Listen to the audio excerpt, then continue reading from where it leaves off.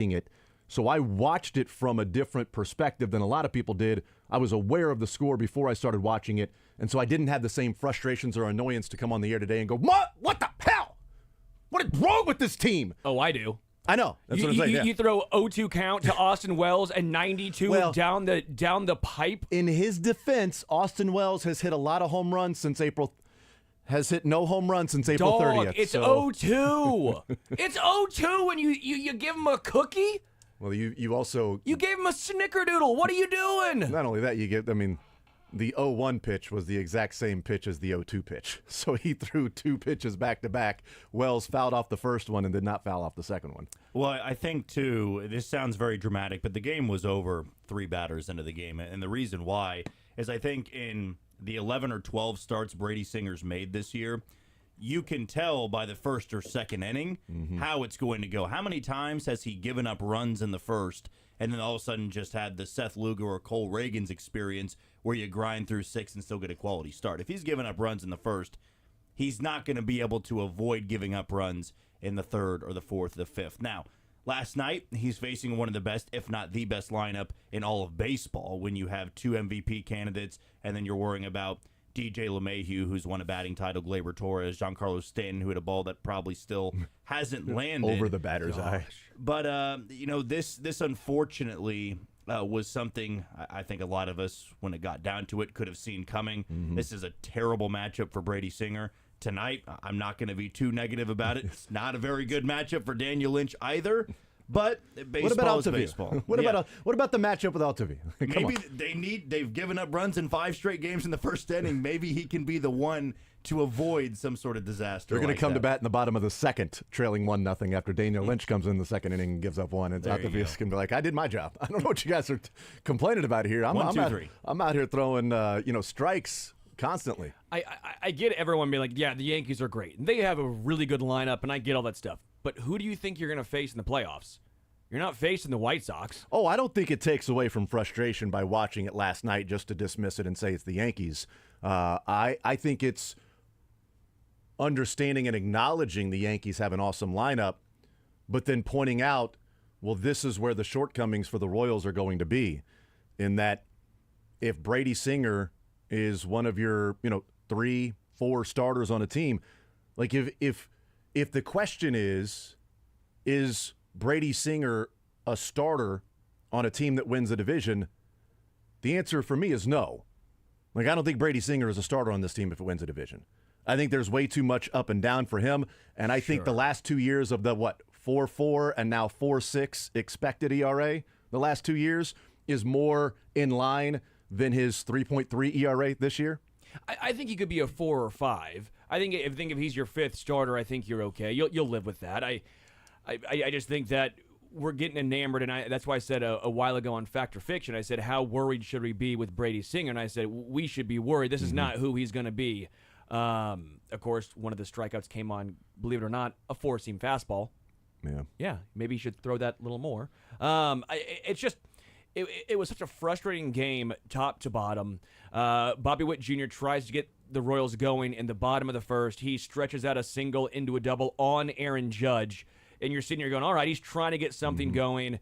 And then Salvi gets walked because 4 pitches, not even close. Well, because they weren't throwing to Salvi. That's my point, because who's on deck? It was MJ Melendez. I know. That's why they threw 4 pitches outside. Salvi's in a slump right now. And part of it, I think, is because he's trying to do too much. We know he's a free swinger, but he's not seen any pitches because no one is scared of walking him to face MJ or Nelson or, since Hunter Renfroe's out, it doesn't matter anymore. Drew Waters, take your pick. They're not scared, so Salvi is seeing nothing. You're basically taking him out of the equation here, and he's over-aggressive. He's pressing. It's just a bad combination right now. Yeah, and that's why they didn't just intentionally walk Salvi. It's like, well, we're going to walk him, but we're going to throw everything on the outside. And if he swings at 3 of them, then we'll strike him out. As Austin Wells is trying to frame a pitch in the other batter's box. It's great. There were some frustrating aspects of this game. And I think, they were down 7-0 going into the bottom of the 6th inning. And that, to me, was as indicative of a team that's trying to do too much, is the bottom of the 6th inning. Bobby Witt leads off with a single. Vinny Pasquantino doesn't get a strike even really close. And great at bat not to, get himself out. But there's now 2 men on and nobody out. Marcus Stroman starts off 2-0 to Salvi. 6 straight pitches that are outside the zone. And then Salvi swings at a 2-0 pitch outside the zone and a slow roller to third. And then MJ comes up there. The first 2 pitches are balls. And then he swings at one in the dirt on 2-0. Marcus Stroman went 4, 5, 6, 7, 8, 9, 10 straight pitches after Bobby's single without throwing a strike. And yet recorded an out and was sitting at 2-2 with MJ Melendez. That's a team trying to do too much. Stroman had been working around the outside of the zone anyway. He wasn't throwing it down the heart of the plate. He was trying to get him to chase, and he couldn't find it in the 6th inning. And the Royals said, "We got you. That's a team that's pressing. That's offensively trying to do too much, I think. Absolutely. I was asking myself at that point in time, even if they feed you a 90-mile-an-hour sinker right down the middle and you're Salvador Perez, all right, you take a pitch like that because even if you square that up and you hit it out, it's 7-3. It's a 4-run game. And, yeah, it's the spark you might have needed, but you need base runners at that point. And then, with MJ Melendez, there can't be a scenario 2-0 in which you have the green light. I'm sorry. 2-0, 159. 159 doesn't scream green light to you? What about one at his foot? Is it green light if they throw it at your foot? He does like the low pitches, but for me, I think that almost... He needed to be shorter so it could bounce into his bat. There you go. But it's... To me, I think that was the frustrating part, and kind of goes back to I think they're pressing a little bit in this series and offensively because they feel like they're down every time they're coming up to the plate, which they are. They're always playing catch-up. They've been, in this 19-game stretch that'll conclude on Sunday, they're facing really good teams and really good offenses, and they kind of feel like at times you need to get back a lot in one end to make things interesting, where in that frame, even if, the slow roller to third, put runners at second and third, if Melendez drives in 2 of them, it's 7-2. And Melendez is on first. And he's on first. Yeah, still on base. That's how it started on Friday night when it was 8-0. They just got, run back, and then Melendez had the home run to make it 8-4. But you can chip away a little bit. And last night, there wasn't any chipping away. It was pretty much we're trying to get the big swing right here. And there was no 7-run swing that was going to happen. And then the Yankees just continue to pile on after that. Going back to your point, because that's a great point you made, Jason, in regards to Salvi basically swinging himself out, as well as MJ Melendez when Marcus Stroman was struggling to find the strike zone. Marcus Stroman, I don't know if you guys have seen, he threw 102 pitches last night. Any idea how many were strikes? Oh, I think it was like 50 or something like that. I'll go 60. 54. Yeah. 54. I saw it, that's so fine, that's why I knew. So basically 50% were strikes, which is a horrendous ratio. Yeah, especially for somebody who doesn't throw 98, 99. And for a guy, how many would have been strikes if the Royals didn't swing out of the strike zone? Well, then. Seriously, it would in the 40s. He because clearly 54 of those, some are he only had swinging 3 strikes, walks, throwing 48 balls. Yeah, and 2 of those 3 came in the 6th inning before he got pulled. What's the again? I'm not trying to. The Royals have been great all season long. Yeah. They've been. I'm not trying to harp and all of a sudden say the Royals are now 2005. This game did look like the gray vests with the black undershirt era. It did look like 05 right there. This game did, but what's the game plan? If Marcus Stroman isn't throwing strikes, he's not even around the strike zone half the time. Take your walk. Stroman got 4 swings and misses last night, total. 4 swings and misses last night. 2 of those were Drew Waters, though. So yeah, and that was bad. Who I think was also trying to do too much by getting called up because that 3-2 pitch wasn't close, and he swings through it and it almost hits him, and he's swinging. I think that was one of those to where I'm swinging. 3-2 pitch. He's not gonna walk me because I just got called up. So he's gonna throw me a strike. And I'm going to go ahead and swing. It was frustrating from that standpoint, and I think it is a team offensively that right now is that is pressing, that's trying to score a bunch of runs immediately, and it's a pitching staff that has been let down a few times. The team has been let down by the pitching staff a few times, especially early in the games. And last night we saw Brady Singer do what he did the most recent outing against Cleveland, and that's my concern moving forward is, Brady pitched into the 4th inning against Cleveland and gave up 10 base runners and 3 runs, 2 of them earned, and then pitches into the 6th inning, but giving up 6 earned runs, 7 runs, and 8 base runners, and a home run to Austin Wells, which home run to other guys on the team doesn't really matter. You wouldn't bat an eye. It's like, okay, well, that Aaron Judge hit at 450. That's what he does. Austin Wells hits a home run. That's a little annoying. The first 2 pitches of the game concern me too, and I want to talk about like what Brady Singer is on this team moving forward, and weigh in on that. But Salvi didn't set up in the strike zone on the first 2 pitches to Anthony Volpe, and they were both right down the middle. And that second pitch that was put 409 off the wall, that's when I'm like, okay, well, we'll see what happens today, because neither of those. And maybe, first batter, maybe you're searching, you're trying to find it, but Volpe found it and almost found a 1-0 lead. And maybe it would have been better if you just put the one on the board and move on and start over, instead of now you got a guy at third and you got somebody on base and now you're dealing around that, and you only gave up 2. Just that 4th inning. Just take away that 4th inning, Such a different game if you just take away that 4th inning. You can't. We'll take a timeout. We'll come back, continue rolling. And I do want to talk about Brady Singer moving forward. What is he for this team? Is he a starter? Is he a guy that, is eventually his future is pitching out of the bullpen? His future is somebody that's an opener and he comes in and follows them? We'll see. We'll talk about that on the other side of the break. We will hang out with Mick Schaefer coming up at noon. We'll get to some NFL football today, some Chiefs, some Aaron Rodgers, some Rashee Rice / Aaron Rodgers is not NFL football, though. Just a disclaimer. That's a good point.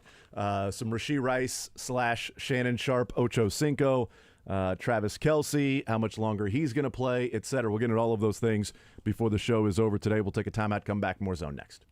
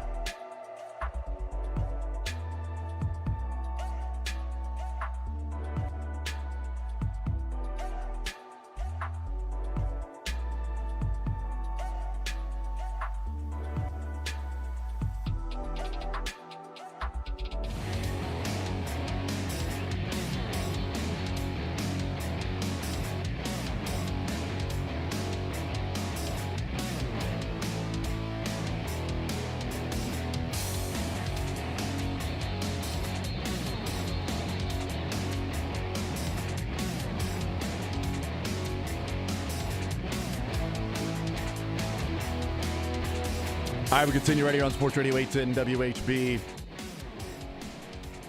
Danny Altavia tonight, and then Daniel Lynch, the Dan Band. The Dan Band on the mound tonight. My concern with Daniel Lynch is that he's going to look like Daniel Lynch pitching. That's my real concern with Daniel Lynch tonight. If he goes out there and doesn't look like Daniel Lynch, then I have a little bit more faith.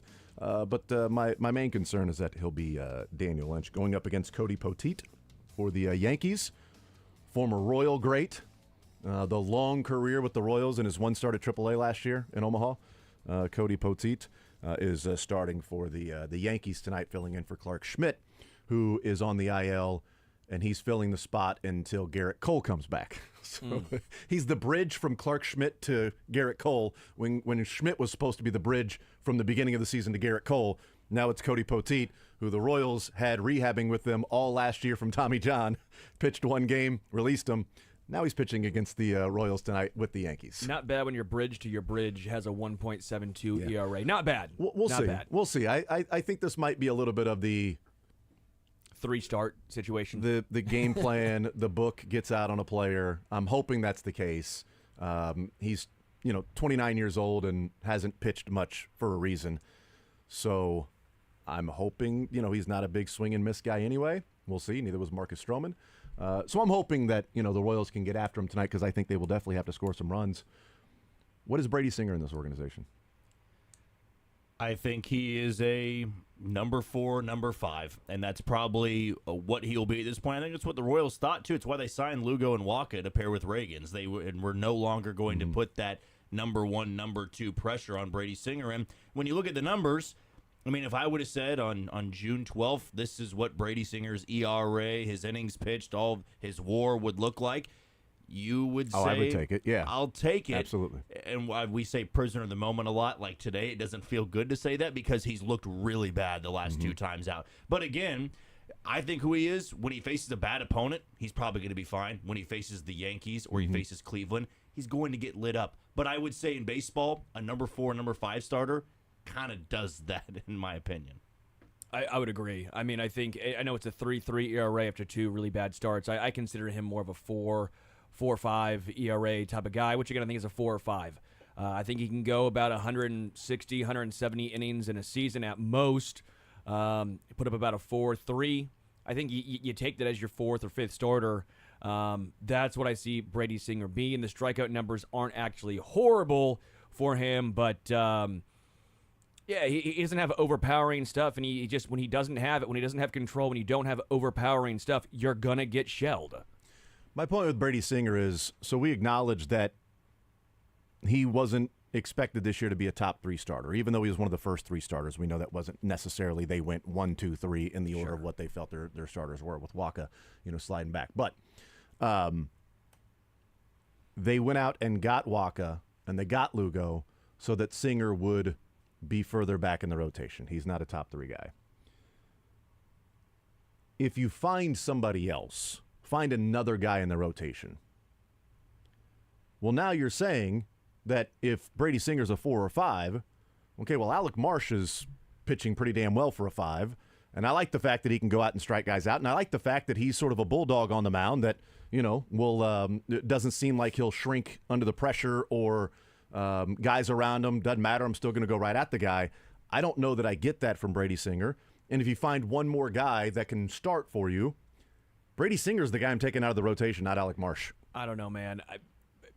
Right now. Singer, prisoner of the moment right now. Brady Singer's the guy I'm taking out. He's got 2 pitches. I think you are being a prisoner of the moment though, with this. No, right I've now. seen him for 3 years. I get that. Hey, man. For the last 2 years.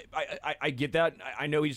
Hey, I'm as mad as anyone, especially after this last start. I'm getting texts from my Yankees friends, surprised that they're not Cowboys fans. Also, they're actual actual Jets fans. So and Knicks fans. So they at least have one team to root for. I can't rip on them too much for that. Yeah. But even the expected numbers for Marsh, as bad as Brady Singer's expected numbers are, Marsh's are actually worse. I'm not saying I've not been impressed with Marsh so far this season, but there's nothing that screams to me I'm taking Marsh over Singer. I think Singer's a 4 or 5. I think Singer's a 4 or 5. I think Marsh is a 5 or a bullpen guy. Again, in a perfect world, both of those guys would be. In the perfect world for me, both those guys would be in the bullpen. You're splitting hairs right now, but I still trust Singer over a full season more than Marsh. I mean, you look at what Marsh was able to do against Baltimore earlier this year. He didn't give up any runs in the 2 starts that he had. And I think that's the one thing to me that Brady Singer's lacking, because I think his best start he had was against Texas. Struck out 10, if I'm not mistaken. But we've seen what Texas is now. They're not what Baltimore Brady is. or Marsh? Brady. Brady's had the 10K game against Texas. He Marsh had had the 2 He had the scoreless. He had the 10K game against the Twins. And that Sunday game when the Royals scored when they 100 runs. Yes, yeah. when they won 11-0, he had the 10 strikeouts, 1 walk, 7 innings, no runs against the Twins. He was phenomenal that day. And that to me might be where Brady Singer shines. If you give him 4 runs in the first, he's going to be more comfortable throwing the 4-seam, throwing the changeup. Whereas last night, he's going to always start 2-pitch heavy. If things aren't going well, he's never going to throw the 4-seam and the changeup. He's just going to stick with the 2 pitches and try to get with it because that's what he's comfortable with. And with Marsh, I think there is the swing and miss. He can run it up 97, 98.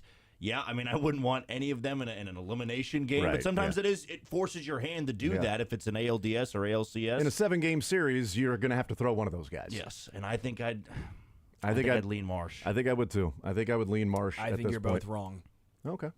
That's Agree fine. to disagree. A good debate, healthy debate. No, No. It just. I think you're dumb. Well, you're Not only are you wrong, that's the dumbest thing I've ever heard. Show me a reason why I'm wrong. I'll wait. Okay. Well, Singer has better strikeout numbers this year than Marsh does. I'm just doing the Twitter thing. I know with you. you're in the Twitter thing. They have the same I'll walk. wait. They have the same walk rate as a heads up. Singer better strikeout numbers. As much as we have ripped on Singer, I've done that. In only 2 more starts, again, not a tiny sample size, 2 more starts, he has a lot lower ERA, whips about even. I don't know why we're acting like Alec Marsh has been a stud all season long. Well, I think he's pitched better against better teams, where Brady Singer has had his best games against bad teams. And the last 2 times out, he's faced good lineups, and he's gone a total of 9 innings and given up 8 earned runs. and 16 hits along with, so 18 base runners. So a 2 whip and, an ERA of 9. So, that's my issue with Brady Singer. Sure. And maybe it's just the last 2 outings that he struggled with. We'll see as he moves forward. But against the better teams, it seems like Brady Singer is not answering the bell. And last night was a huge opportunity for him in arbitration. Go make some money, arguing with the Royals, wanting more money. And you've gone out the last 2 times against Cleveland and against the Yankees in big spots, and you've come up short. We'll take a timeout, come back, and we'll hear from Christopher Rose. KU fans want to listen to this. A cool opportunity. We'll take a timeout. More Zone next.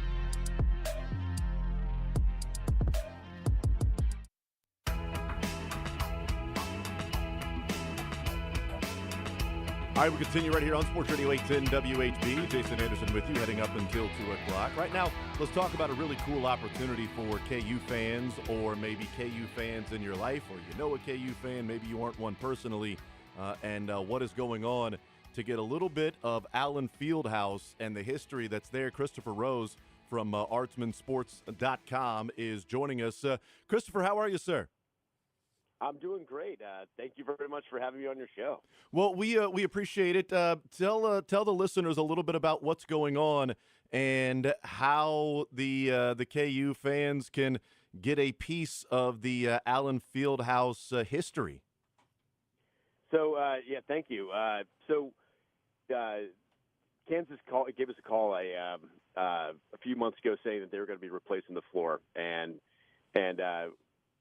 so they're like, should we do a program? And I said, absolutely, we should do a program. Turning it into memorabilia is one of the most amazing opportunities for collectors, for people, for fans, alumni, to take part in it and actually own a piece of the history, where all those amazing, just accomplishments that Kansas has been known for have taken place on, and it's a really unique moment. So like what we do at Artsman is we help schools and NBA teams tell the stories through the basketball court, through artifacts, right? And so like we curate it, we help mine all the information with the schools, and so like this doesn't happen very often, and so it is kind of a rare opportunity. So every moment that was played on those courts, every last shot, you guys, Kansas being, having the world record for the loudest field house in sports, it's amazing. Like 100, I think it was 130.4 decibels was recorded before a West Virginia game, like on this court. So it's pretty cool. They've had multiple national championships on this court, so we cut up the 2022 national championship court for them, developed a really good relationship with Kansas, and then they asked us to do this. And so, people can still buy pieces of the national championship court, and they can now, starting tomorrow, they can buy pieces of the Allen Fieldhouse court at ArtsmanSport.com. So how does it happen? So I'm curious about sort of the process, because people can go to ArtsmanSport.com and see all of the different ways that you can get a piece of the court, the different collections. It's not just, hey, here's a square that we can give you the court. There's a lot of different things that happen.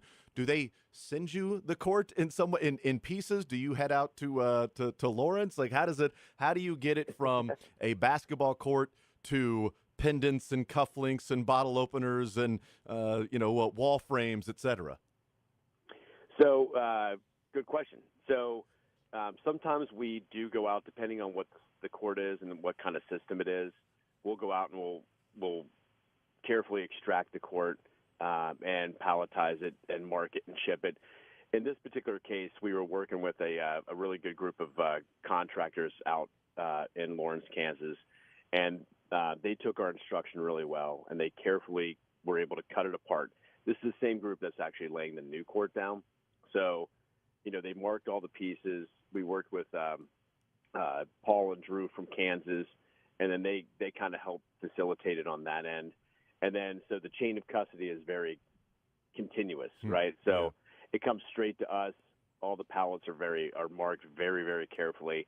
So we can tell where every piece came from on the court, which is really important, because that's what fans want to know, where it came from. They want to know that, the cufflinks and the pennants are only going to be made from the red and the blue parts of the center court logo. That's where they're coming from.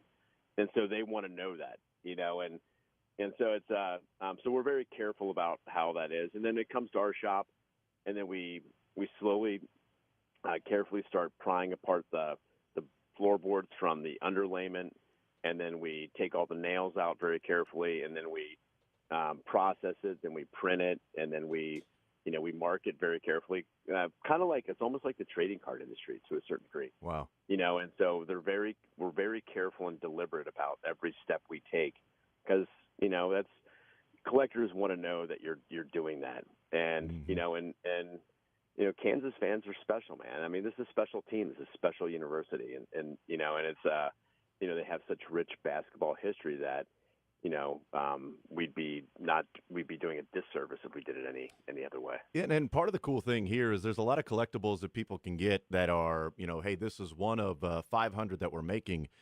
This is quite literally Right. each individual piece is a one of a kind because it's this It part is. of the court. It was over here, that part of the court. You can't have two parts of the same court. And it's interesting you talked about like the red and the blue, parts of the court that are on the cufflinks and things like that.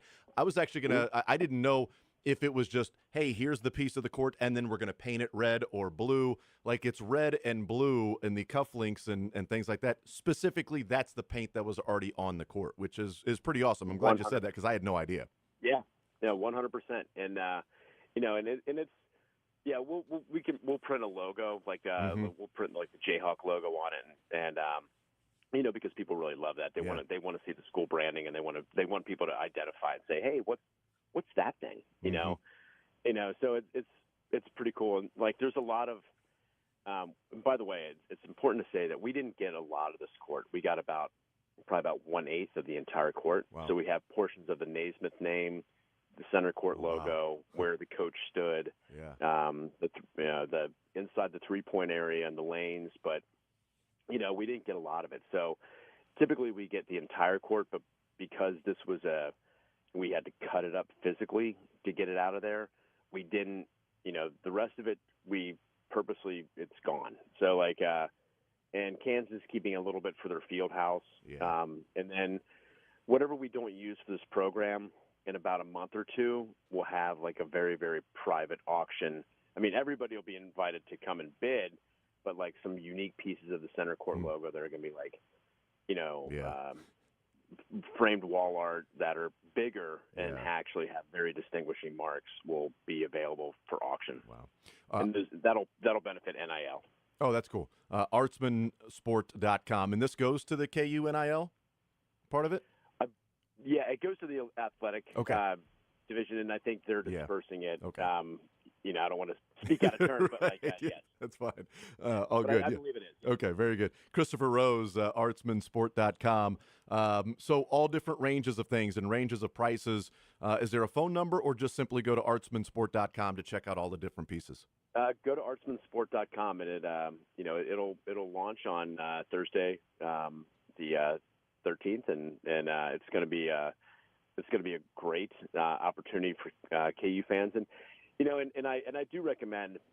One of the things that we're trying to educate fans is this is a big deal. Like we're the only company in the world that takes and game use basketball courts at this level and cuts them up. So even if you see other teams that you like, some of those are going away. And the fact that Jerry West just passed away, we have the court that he played on, and in college, and that's going to be gone. And once it's gone, it's gone. And so these are really special moments for even just the sports fan collector. So start your collections today and really kind of pull them together. But start with Kansas because Kansas is awesome, and I'm a big fan. So Christopher Rose, artsmansport.com. Christopher, really appreciate the time. Thank you so much and the education on what's going on there at artsmansport.com. Opening up tomorrow for a piece of Allen Fieldhouse and that court that's been there in such a historic building. Thank you so much for the time. I really appreciate it. It's been my pleasure, and thank you so much for having me. And I hope you guys, all you Kansas fans, have a great day out there. All right, Christopher Rose, artsmansport.com. It's ARTSMAN sport.com, and the collection ranges from pendants to cufflinks to bottle openers, decorative desk and wall frames, and each piece is handcrafted from the specific game-used portions of the court. So again, artsmansport.com. We'll take a timeout, come back, more Zone next.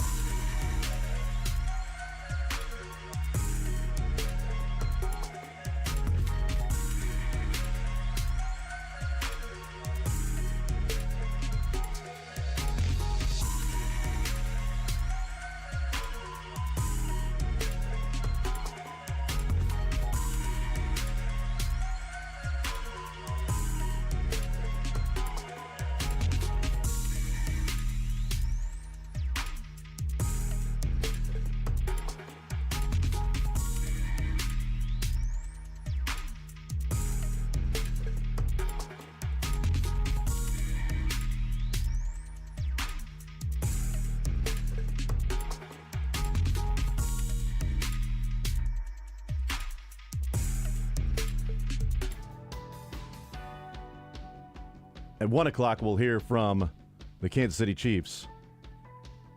Chris Jones and Hollywood Brown. Will be talking today around 1 o'clock. We think will be taking place. 913-912-4810 is the text line to be a part of the show, part of the conversation.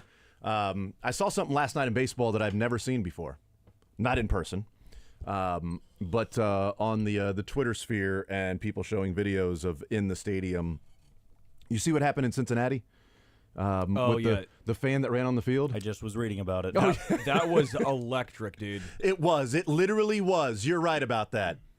I've never seen a player or a person run out on the field to go and get an autograph and then do a backflip and then get tased by the police while running away. And I don't know that there are many things funnier than somebody running and getting tased and then just immediately falling straight to the dead fish. It's the dead fish. Yep. Yeah. I don't know that I've seen many things funnier than that. Also, what happened? The cop/security guard, was there early enough. He could have stopped the flip. Well, then he kind of stood back for a second when he did the flip, and he's like, "Okay, you do your flip, though. I see what you're about to do." Well, I think he got there, and the guy was getting ready to, so he didn't want to Get kicked by the flip. Right. I'm not trying to get hurt. This guy, there's 4 of us here. We're gonna take this guy down. He's gonna get arrested or a citation, whatever it might be. We're gonna take care of it. I just don't want to get kicked in the face or It was catch a an good elbow flip, or though. something. It was a good It's a flip. great flip, especially when he flipped through contact. Yeah. As well. That wasn't easy. I gotta say, with people that run onto the field, what leads you to that point in a moment at a game, whether it's football or baseball? I'm sure it's a bet. It's probably alcohol involved as well. He was 19 though, so it So always definitely leads to this. alcohol. No, I No mean, way. So There's no definitely way. alcohol. I mean, it's like the fine's going to be awful, and he's 19. You think he's going to have that type of money, so probably his parents are going to have to pay whatever it is in that situation. And for the little moment that it goes viral, I guess that means a lot to you. But honestly, Well, he had to get tased for it to go. If he didn't get tased, I wouldn't care. God, I mean, what would drive know. me in that moment to do it? Even if it was a dare and people are like, you're going to be so cool after this. The penalty for it, getting tased, or sometimes you see I saw that one video at Fenway where this guy, he was in his 30s or something, runs onto the field and he gets lit up by a security guard running full speed. Yeah. Those are the great. Pain, I mean, that's what I kind of hope to see more than tasing. I'm Those like, are great. to get somebody I love the decked. blindside hits from I love the hits by the security guard on somebody running on the field. That would be a 15-yard penalty in the football game. Yeah. Jack, you would like a gentleman by the name of Mike Curtis. He was a former Baltimore Colts linebacker. When you have some time, search Mike Curtis. He handles a fan that ran on the field. Yeah, I mean, if I was a player, I'd be pissed off. I'm like, man, now you're making us all stand around out here. Right. No, I'm going to go and take matters in my own It hands. needed Kevin Harlan on the call last night. Yeah, that's what that's it needed. electric. What it That's was. An idiot on the field. I think it's stupid. He's running on the think, field. I think Now it's he's at the dumb. 20. I think it's brutal. I think they deserve to be tased. When people are like, you didn't have to tase the guy. I'm like, no, well, you didn't have to, but it's funny. Didn't have to. And There were plenty of security guards out there that they didn't need to tase it's not them. excessive force. It's like, dude, thought it you was shouldn't have been out there. It's funny. I'm laughing at it. As long as the dude's okay, I'm laughing. Even then, that's your fault. You shouldn't do that. when You've he- obviously never played Odds Are. It's a serious game. Never heard of it. Odds Are. So basically, it's like, what are Odds the are I've never heard of it. Odds are you'll run onto the field. So it's like, what are the odds? And you're like, let's just say it's 1 in 20, right? For something like this, I'm sure it's like 1 in 80, 1 in 100 and something. What, to get tased? So it's to run into the field. So Oh. it's your boys, you count down from 3, 3, 2, 1. If you guess the same number, well, you have to do it. Come on. Okay, I see what you're saying. Well, see, my thing is, That's too, the what What are if, you going to do, back out? what if Yeah. his buddy who was Soft, there Charmin said, Ultra. I'll give you $200 to run onto the field? That still ain't going to cover the fine you have to get. So you're losing Yeah. money. It's just all around stupid. I'm to now do. trying to decide what my favorite part of this video is, and if you haven't seen it, go check it out, please.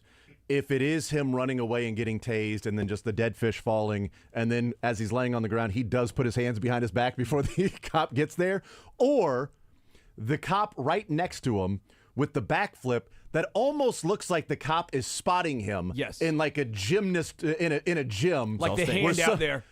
Because you Be see careful. his arm goes up with the leg and goes in a circular motion like he's helping. There you go. Nice job. Now you're getting tased. But I just wanted to make sure you did not hurt yourself on this He flip. spotted him. Exactly right. He looked like a gymnast spotter that's working on some backflips. And it was you know what?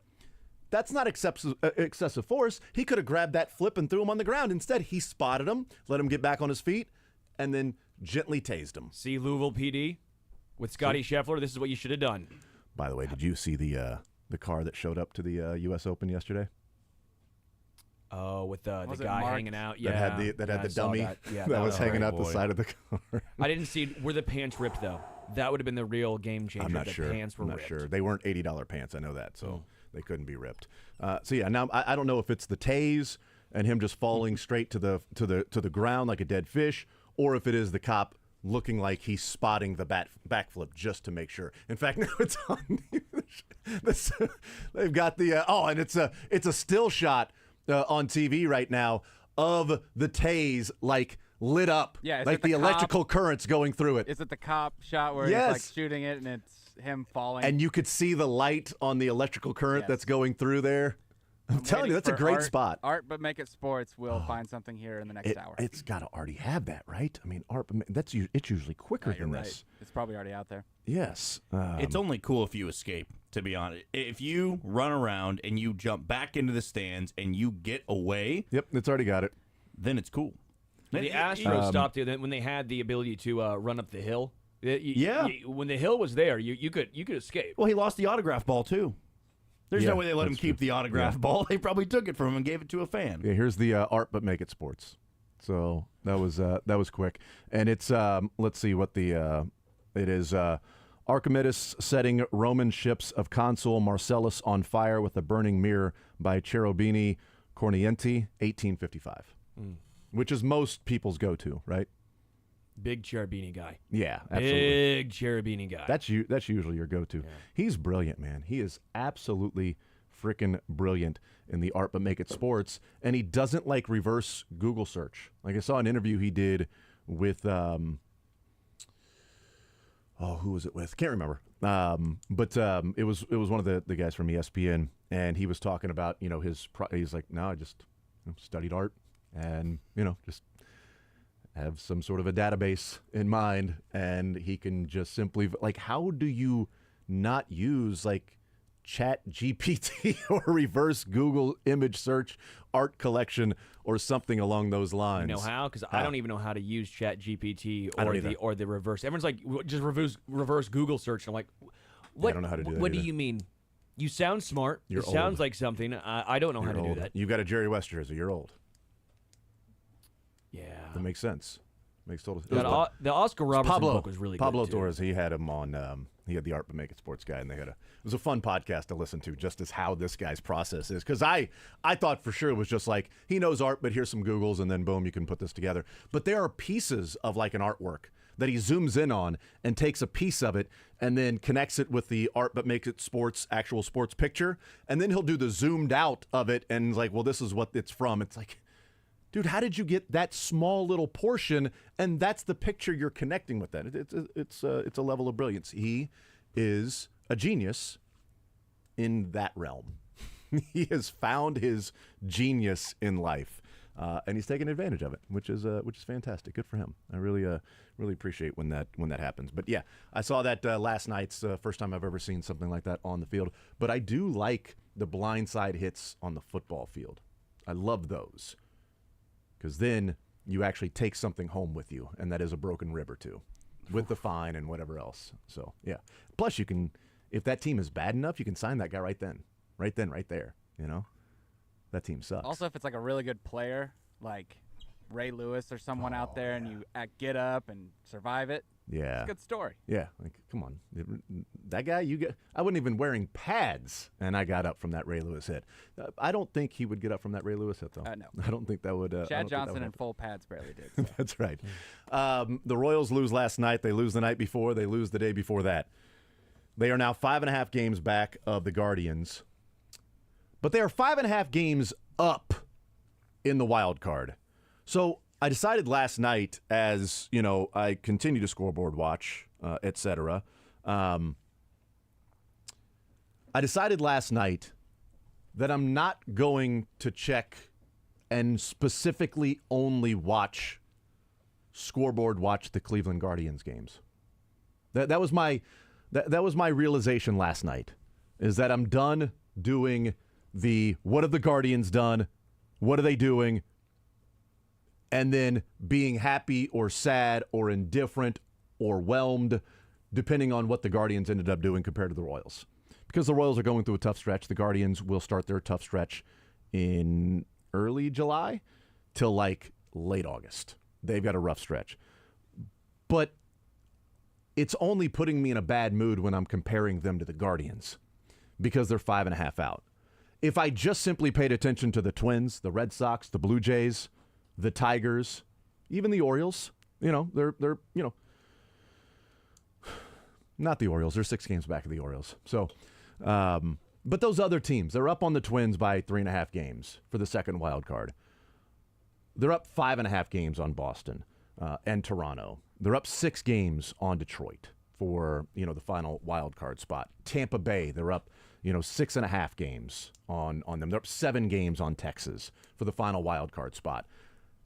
I've decided last night that's my scoreboard watching moving forward. If they get closer to Cleveland, they do. And if Cleveland regresses to the mean, then they do. And then I'll switch back to that. But for the time being, it'll put me in a better state of mind because I've gone this year from, boy, it'd be awesome to scoreboard watch for the wild card, to then being annoyed that I'm scoreboard watching for the AL Central while they are 5.5 games up in the wild card to make the playoffs. And that's my own fault. That's my own fault and expectations and excitement about winning the division as opposed to, I want to see this damn team make the playoffs this year. And they've got a 60% chance of making the playoffs at Fangraphs. I think Baseball Reference is like, 70, 75%. It's the highest percentage this late in the season since 2015 that they've been projected to make the postseason.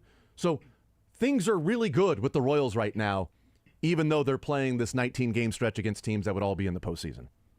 I think I was mad for about 10 minutes last night because then I started scoreboard watching around. I saw that Cleveland was up on Cincinnati, felt comfortable they were going to win. Yeah. But Minnesota loses to Colorado at home. Boston loses to Philadelphia.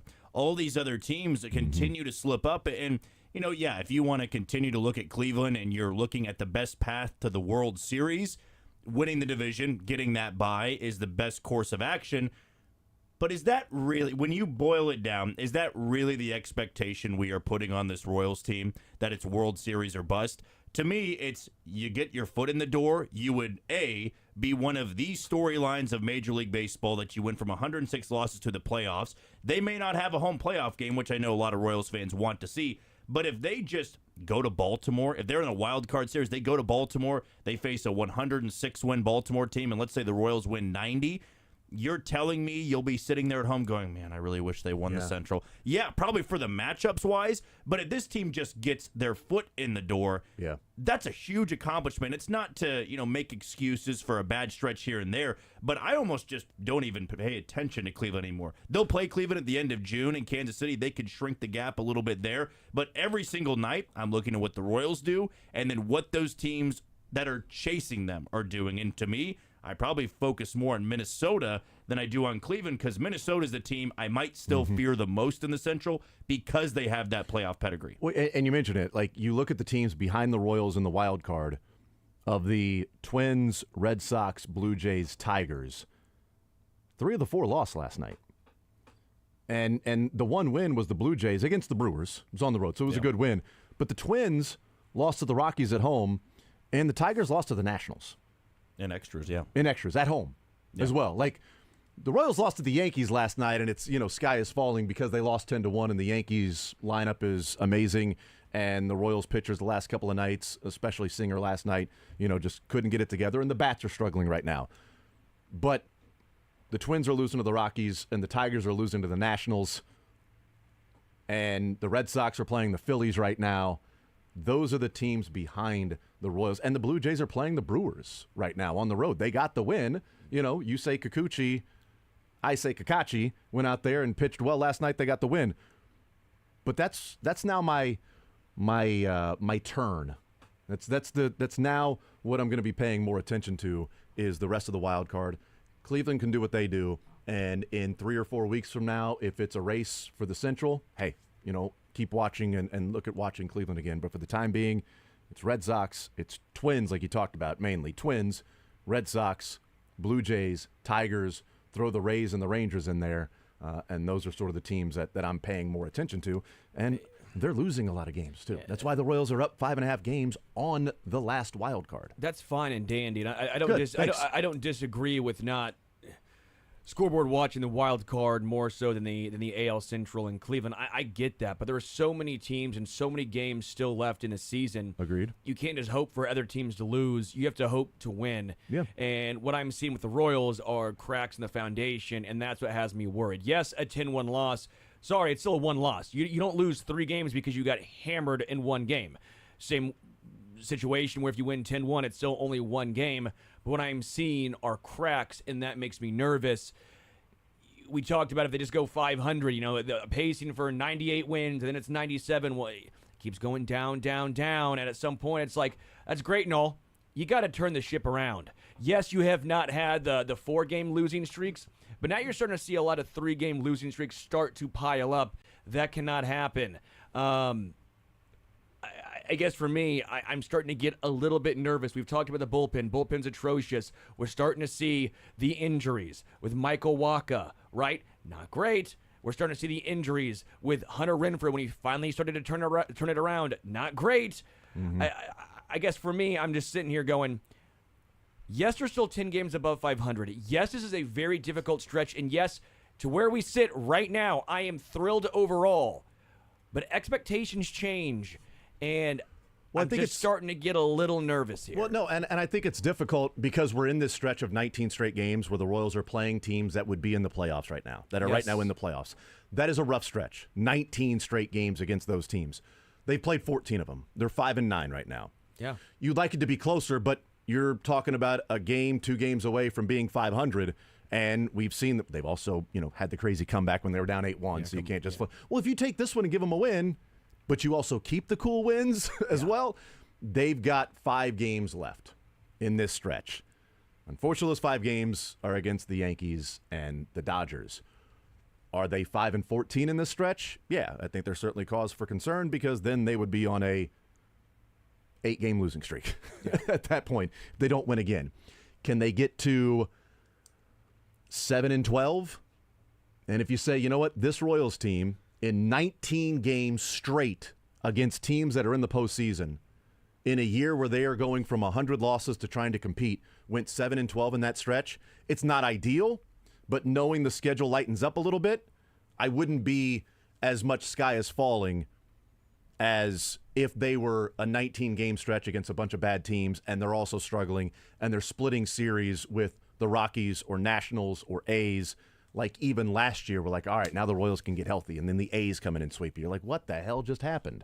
Well, I think, too, it's a great adversity point in the season because you go to July, August, September. There will never be a stretch like this again for the Royals that they play this many good teams in a row. They could have a bad stretch where they lose 5, 6, 7 in a row, but it would be against, in my opinion, lesser teams. And I think, it's always, easy to lean into when you're not playing well. It's, oh, no, here is where it starts to happen. I certainly felt that way after the Minnesota series, and they come back home. They blow that game 1 against San Diego, and it's, oh, no, here we go again. They are continuing to struggle. Cleveland, they blow a 5-0 lead. But if they go 7-12 in these 19 games, that to me, you can look back in August and September and you go 7-12 was a hell of a lot better than 4-15, where it could have made the gap a lot closer. But I look at the teams chasing them. Minnesota, Boston, Detroit, Toronto, Tampa. You give them this exact same stretch, I don't think they play well at all. And so that to me is where I'm not sure there's many good teams out there that would have just dominated this stretch or at least played winning baseball in this stretch. It's not to make too many excuses, but, with the Yankees tonight, they lose tonight. I'm not feeling great because it's a series loss. They've lost 4 in a row. Depending how bad they would get beat, that might change my opinion a little bit more. But the Yankees have bludgeoned just about everybody. This to me, this measuring stick for this series, I guess I'm not reading too much into it. Maybe because I just didn't expect this series to go that well. Yeah. They're using an opener tonight. Tomorrow night, it's Alec Marsh, your 5th starter, trying to either avoid a sweep or try to get a split in the series, and then you got the Dodgers coming up. After that, you'll play 24 games before the All-Star break. 20 of them are against losing teams. Yeah. Half of those 8 series are against teams in last place, with a fifth potential team being the Cardinals if they're in last place by that time. That's maybe your easiest stretch of the season. So if you grab 2 more, let's say you win 1 more in the Yankee series, you grab 1 in LA, that would put you at 7-12, right? Yes, or 7-12, Yep. and the 19-game stretch, games. and I think just under 10 games over 500, and then you've got that stretch. Yeah, they would be 8 games over 500. 8 games over 500. Yeah. And then let's say you go 16-8 in those 24 games right before the All-Star break. Now you're all the way back up to 15, 16 games over 500, and you get that week off, and maybe at that point adding to your roster at the deadline. Yeah. They'd be 9 games over 500, but 8, 9, 10, whatever, you'd be right there. And I agree with that assessment of getting through this. This was always going to be a tough stretch. It was going to be a litmus test. These next 5 games are crucial because if you end up 4-15 or 5-14, I guess, because they've already won 5, you can't give 1 back. But if you end up 5-14 in that stretch, yeah, that's pretty rough. Can you steal a couple of games, 7-12?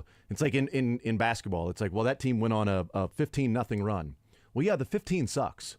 But maybe the worst part of that 15-0 run is the fact that you got nothing. So if you got 5, the 15-5 run, not as bad as 15-0. So 5-14 is pretty bad. Can you make it 7-12? And even those 2 games a month from now, you go, man, that's that stretch of 19 games. They proved that they were good enough to be a playoff team, and it wasn't smoke and mirrors against really bad teams that they were beating up on. Because before this stretch against the Yankees, I haven't looked recently, but before the stretch against the Yankees, this team had the 10th best record against teams that are 500 or better. Sure. They had 10th best winning percentage. So they weren't a team that was worst in baseball against 500 teams, and they were killing the sub-500 teams. It's like, well, yeah, but look at the record. It's not great against 500 teams. Nobody's really. It's Yankees and Phillies. They're your teams that are also above 500. Right. I mean, Yankees and Phillies are the teams that are great against teams that are above 500 because and Dodgers. They are they're the best teams in baseball. That's what happens. Royals are not that.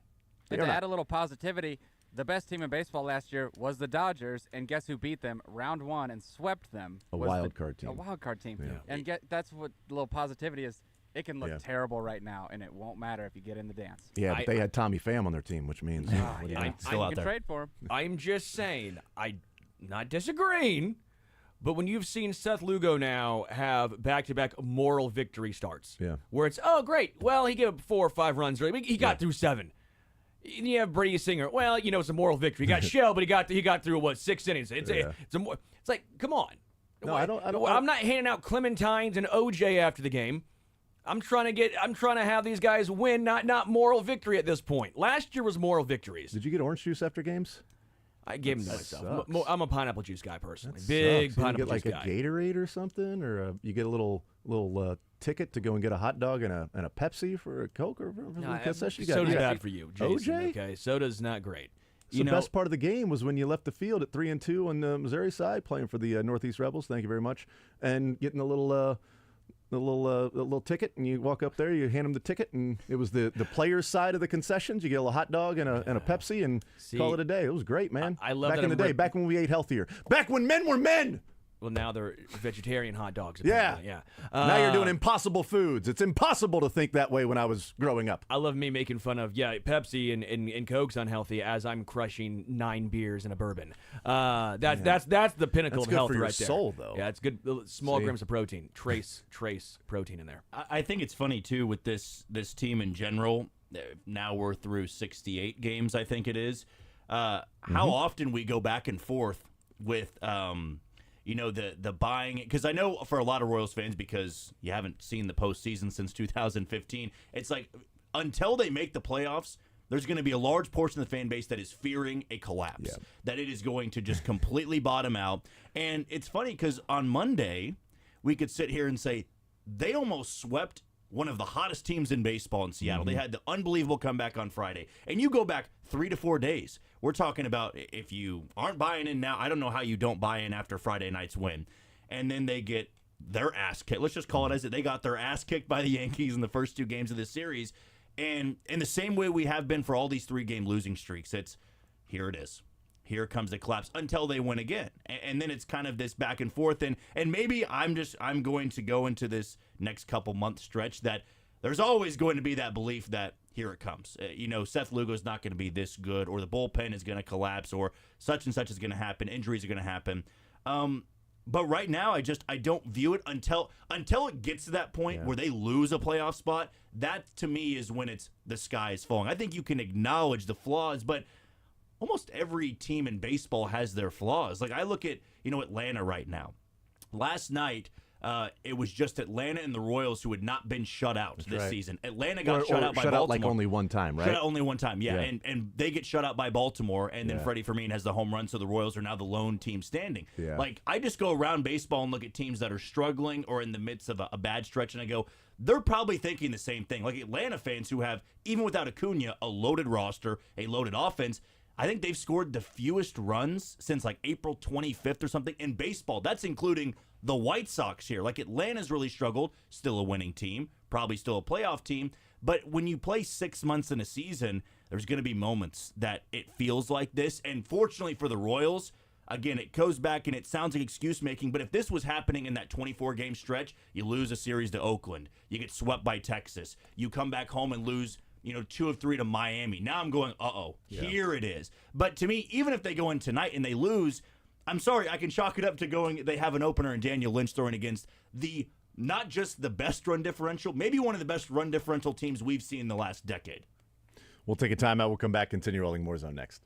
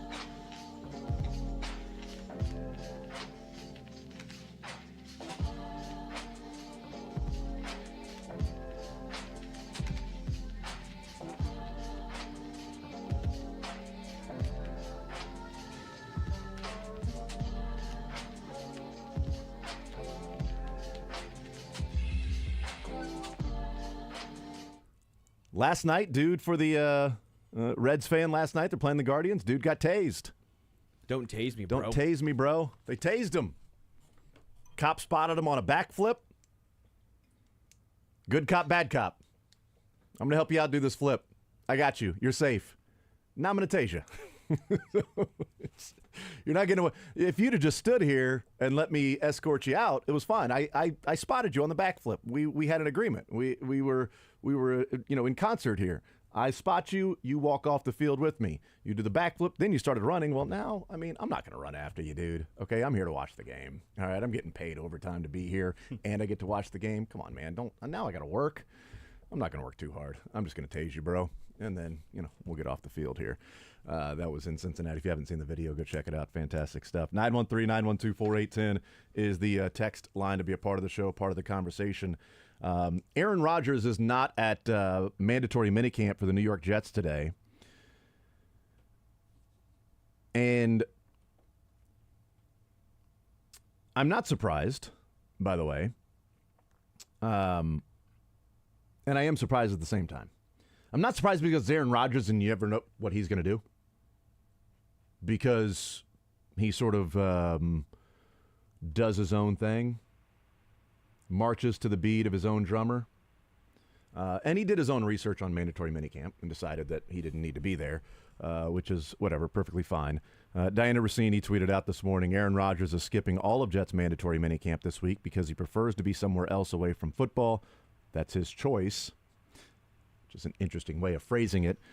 Robert Saleh was not happy about it, thought that it was just yesterday that he was going to be gone. Now he's going to be gone for the entire mandatory minicamp. Is it a huge deal? Not a huge deal.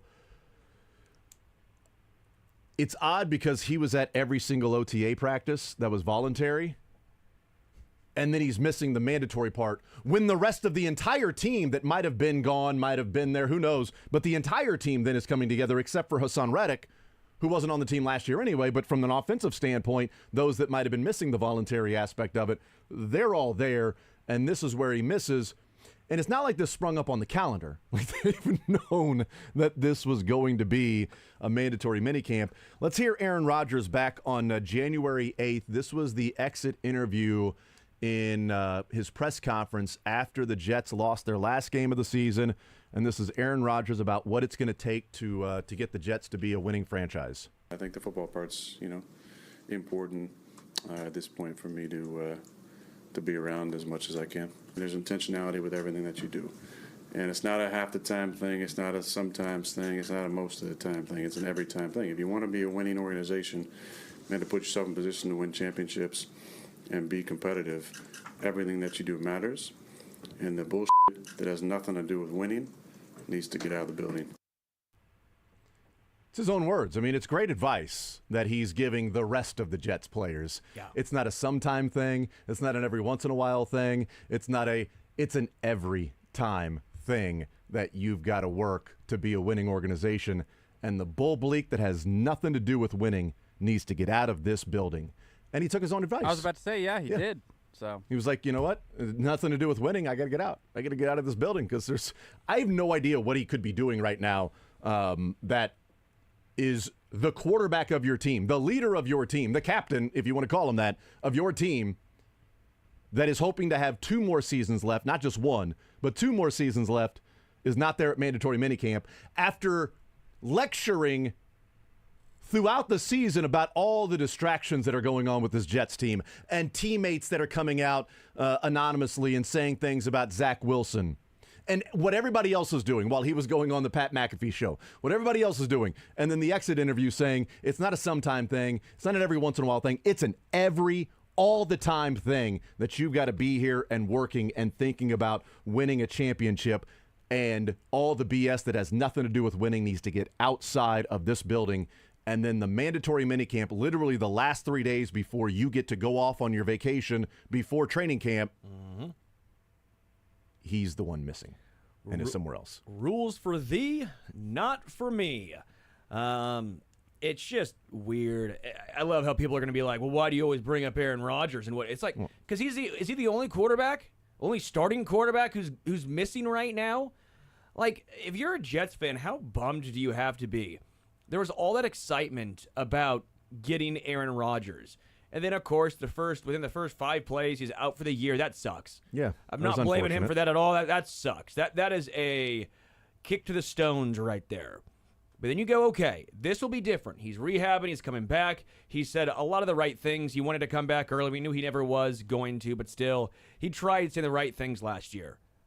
And then this. I get he was there at the voluntary workouts that almost everyone is always at to begin with, especially if you are the leader of your organization. It's just, I don't understand him. Like, he always wonders why people talk about him in the media in a negative light, and then you go out and do things like this, and you're looking around saying, well, why are you guys taking this out and talking about me? Because you're the only dude gone. The only one. Absurd. I think with Aaron Rodgers, he's not really meant to be figured out. I think the Jets, maybe not Robert Saleh, because I'm sure that is really infuriating him that he has to answer questions as to why his quarterback and his highly paid quarterback is not there. And called it an unexcused absence. Yeah. That he is subject to being fined. But this is just him, and I feel like if the Jets were blindsided by this, you didn't really know who you were trading for. I remember back when this deal went down, it felt like Green Bay was the one that was taking a leap of faith because they had to turn to Jordan Love at that point. But they won a playoff game and arguably should have, made an even deeper run in the playoffs after blowing that game against San Francisco. So Green Bay is doing just fine. But I'm sure in the end, they were getting tired of that. We're trying to figure him out. We want him to be here. We want him to not be weird. And yet he still is. And that's just who he is. I think that going into this year, there's going to be a lot more instances like this. And in New York, for a Jets team that at the point of the trade, I don't think they were close to being a playoff team. It was kind of that we've been bad for a while, but this will move the needle for us. Now it's seeming like it's backfired, mainly because he got hurt in 2 snaps of being a New York Jet out there in that primetime game against the Buffalo Bills. But this year, maybe the Jets will get tired of it if the winning's not there immediately, because that's now the added pressure. Aaron Rodgers knows that, but he's not going to change who he is. This is who he is going to be the rest of his career, whether he's a New York Jet to finish out his career or if he goes somewhere else.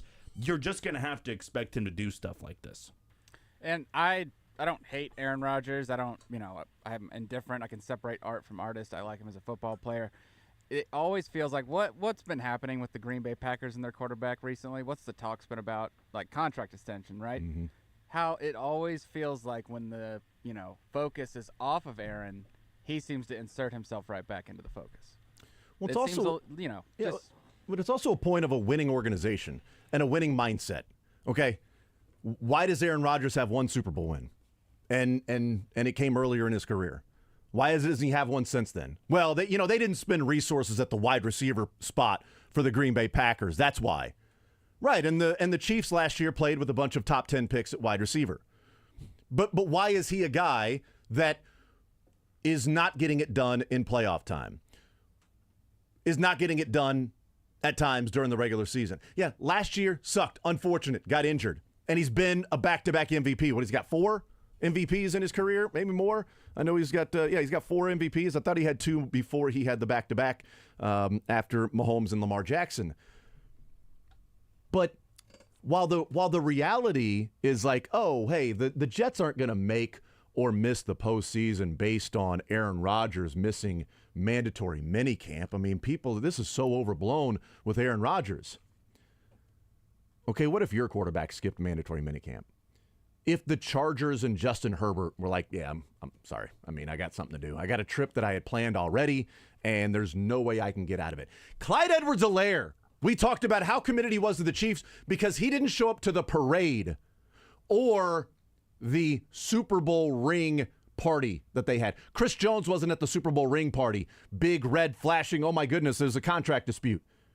That's a running back that didn't show up to the parade because he had already made a prior commitment to be in a fashion show in New York and wanted to be there and is a man of his word and wouldn't then leave that and be in a Super Bowl parade. And maybe it was sour grapes because he didn't play in the Super Bowl against the Eagles, that he was a healthy scratch, that he could have played, he was healthy enough, but they didn't want him to play because they stayed with the running backs that they had. But this, to me, is the difference between a winning organization from the top down. Like Robert Saleh, we're on the same page. It's an unexcused absence, but if it's important to him, it's important to us. Yeah, let's that not he's gone. excuse Robert because Yeah. he handled it just as poorly as a Right. coach. You can just lie. You don't have to tell the truth to the media. You Right. can do the Bill Belichick. We're on the same page. Yep. He's it's something he's planned for a while. We've talked about it. It is an unexcused absence. He knows the fines, but if it's important to him, it's important to us. No, it's not. Football's not. Whatever is important to him this week is more important than football. That's what you're saying. This week, whatever Aaron Rodgers is doing is, they have said it's not a family emergency. They have said it's not anything that you would go, okay, hey, you can't. It's not a birth of his child, right? It's nothing along those lines.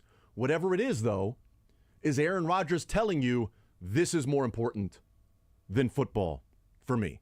It's more important than even these 3 practices that people can dismiss. Okay, that's fine. These 3 practices are not the difference between the Jets making or missing the playoffs. Okay, great. So if you missed a week at training camp, would that be the difference? Like, at what point do we say that's the difference? Because to me, it's the mindset of the whole thing of telling everybody you've got to be bought in. It's not a sometime thing. It's an every time thing here at this organization to win. And all of the BS that has nothing to do with winning needs to get outside the building. Well, this has nothing to do with winning. This has nothing to do with building the team. Tyrod Taylor out there taking the snaps doesn't make the Jets any better. If Aaron Rodgers is out there, do they make the playoffs this week? No, it's not a make or break for the playoffs. But I really like that Patrick Mahomes is there at all the voluntary stuff, all the mandatory stuff, and he's also working down in Dallas with the wide receivers on his own and not just courting Alan Lazard and Randall Cobb to come and join us so the band can stay together for 1 or 2 more years at the expense of the Jets and the wide receiver group for the New York Jets. It's a cliche of you can't win the Super Bowl at minicamp. You can definitely lose it. Yeah, you don't win a pennant in April, but you can lose one, right? I mean, you can't win the division in baseball in April, but you'll lose one. Good thing And- he's getting paid $37.5 Right. million per year. Yeah, that's good. like to me. Like people are saying, like I think there's a lot that are jumping on, and then there's some that are saying, well, it's overblown because this is just practice. Practice. Yeah, thanks, Alan Iverson. Please. Yeah, right. And while yes, it is practice, to me, it's the mindset of the organization on how committed you are to winning and what you're willing to do in the last 3 days before you get to enjoy 6 weeks off. Well, we saw too last year in Kansas City, kind of the fan base feel a little bit agitated with Chris Jones because of sitting out. Different situation, of course, but sitting out and then being in the suite game 1, the Chiefs lose that game. But Chris Jones kind of had this luxury of when I come back, when I do play for this team, I'm going to be really good, right? And he was really good after getting the contract situation handled, and he goes out there, the Chiefs win a Super Bowl. With Aaron Rodgers and the Jets, it's far different than Aaron Rodgers and the Packers. He hasn't done anything yet for the Jets, so if he misses this time, he's not completely bought in. He would have to have the confidence of, when I get out there, we're going to start 6-0, I'm going to play at the MVP level. It's not really going to matter. We're going to forget about the bought-in idea going back into the offseason. But the reality is he doesn't have that yet. Last year, he gets hurt 4 snaps into the season. Jets fans are going to put that pressure back on of, man, we mortgaged a lot to get you, and if you're not buying in now and the losing happens in year 2 after you missed all of last year, there's going to be that turn. We know about New York and how they're going to feel toward that. I can tell you it's not going to be very good. Well, and also with Aaron Rodgers specifically, and as we look at like Patrick Mahomes, and I'll even make the comparison to Salvi. Salvi wants to play every single game, wants to be out there play every single game. He's the captain. If Salvi tells you need to do something, then you damn sure better listen because you know he's probably doing it. If Patrick Mahomes tells you, hey, you need to be doing this, this, or this, okay, well, that's Patrick Mahomes telling me I need to do that. If Aaron Rodgers is telling you to do that, okay, yeah, that's Aaron Rodgers. He's a Hall of Famer, 4-time MVP, has won a Super Bowl. But if he's telling you, you damn sure better show up to voluntary OTAs, bleep you, dude. You're not even showing up to the mandatory stuff. Don't tell me what I need to do or don't. Hey, man, we need you to battle through this injury, dude, to be out there and play. Yeah, I needed you to be there for 3 days mandatory in the middle of June. Yeah, dude, sorry. You're not going to tell me how I need to go about my business as a professional. You've lost that right to do that. Salvi's the captain because the man wants to play 162 and doesn't like being held out of a game. And you know if he tells you to do something in terms of working, he's already done it, or he's done it more than you. Patrick Mahomes the same way, is constantly trying to get better and pushing himself and pushing others. That's a guy that if you look at him and say, this is what I need you to do. If you're Patrick Mahomes talking to players, they damn sure better listen because he's been there, done that. He doesn't miss things. And Aaron Rodgers doing all this different stuff off the field while being injured and talking about his teammates that were saying things when he's not playing anymore and he's injured. He's just sort of there. And now he's not even there this go around. Like, yeah, you've lost the right to tell me anything about what I need or need to do if you're the leader of the team, and the quarterback should be that. Well, instead of JETS, Jets, it's going to be RELAX, relax, relax, relax. That's what it's going to be. Well, that's what he's doing this week.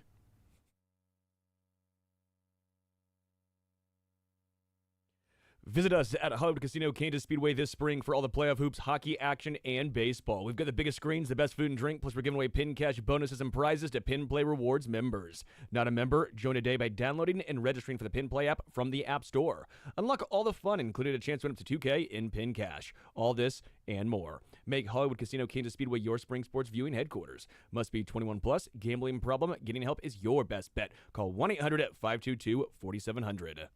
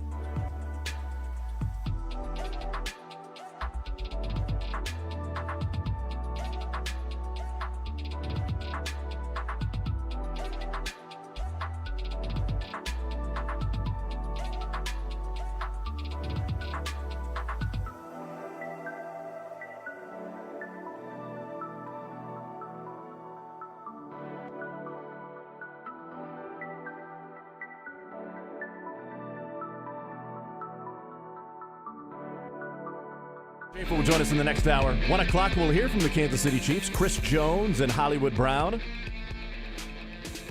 Updates from Chiefs mandatory minicamp. Xavier Worthy still sitting out. This would mark 0 OTAs and minicamps that he would have participated in with his, I guess, hamstring that was precautionary. Hopefully we'll see him out at training camp. I don't know, maybe he'll participate tomorrow, but tomorrow's just a run. Like it's a fitness test is all they do tomorrow. They don't even have practice. Like legit, like it's just like a fitness test and then see you in St. Joe.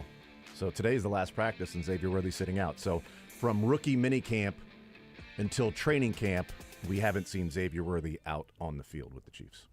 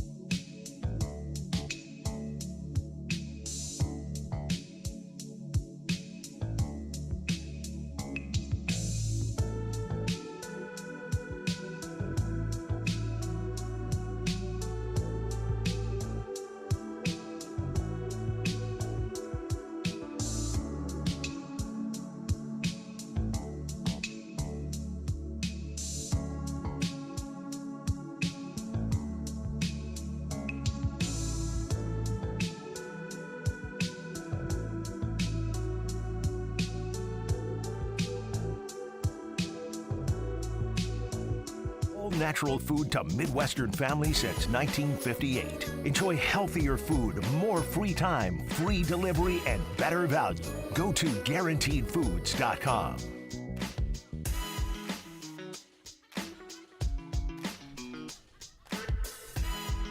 I will continue right here on Sports Radio 810 WHB. Coming up an hour from now, we'll hear from, we believe, Chris Jones and Hollywood Brown out at mandatory minicamp. Last actual practice before we see these Chiefs in training camp. Actually, last time to see the Chiefs because tomorrow it's not open to the media. They're fitness testing. What are they it's not hiding? opening. It's not. Why are they not allowing you to see Xavier Worthy walking around in sweats and his jersey and not participating anymore? I'll Why see will they them not tomorrow. let? Oh, really? And tuxedos. Ooh, and oh, suits. yeah, that's right. Yep, that's a good call. But last time was Classy. like on the field is today to see him before St. Joe. So you will see him. On a red carpet.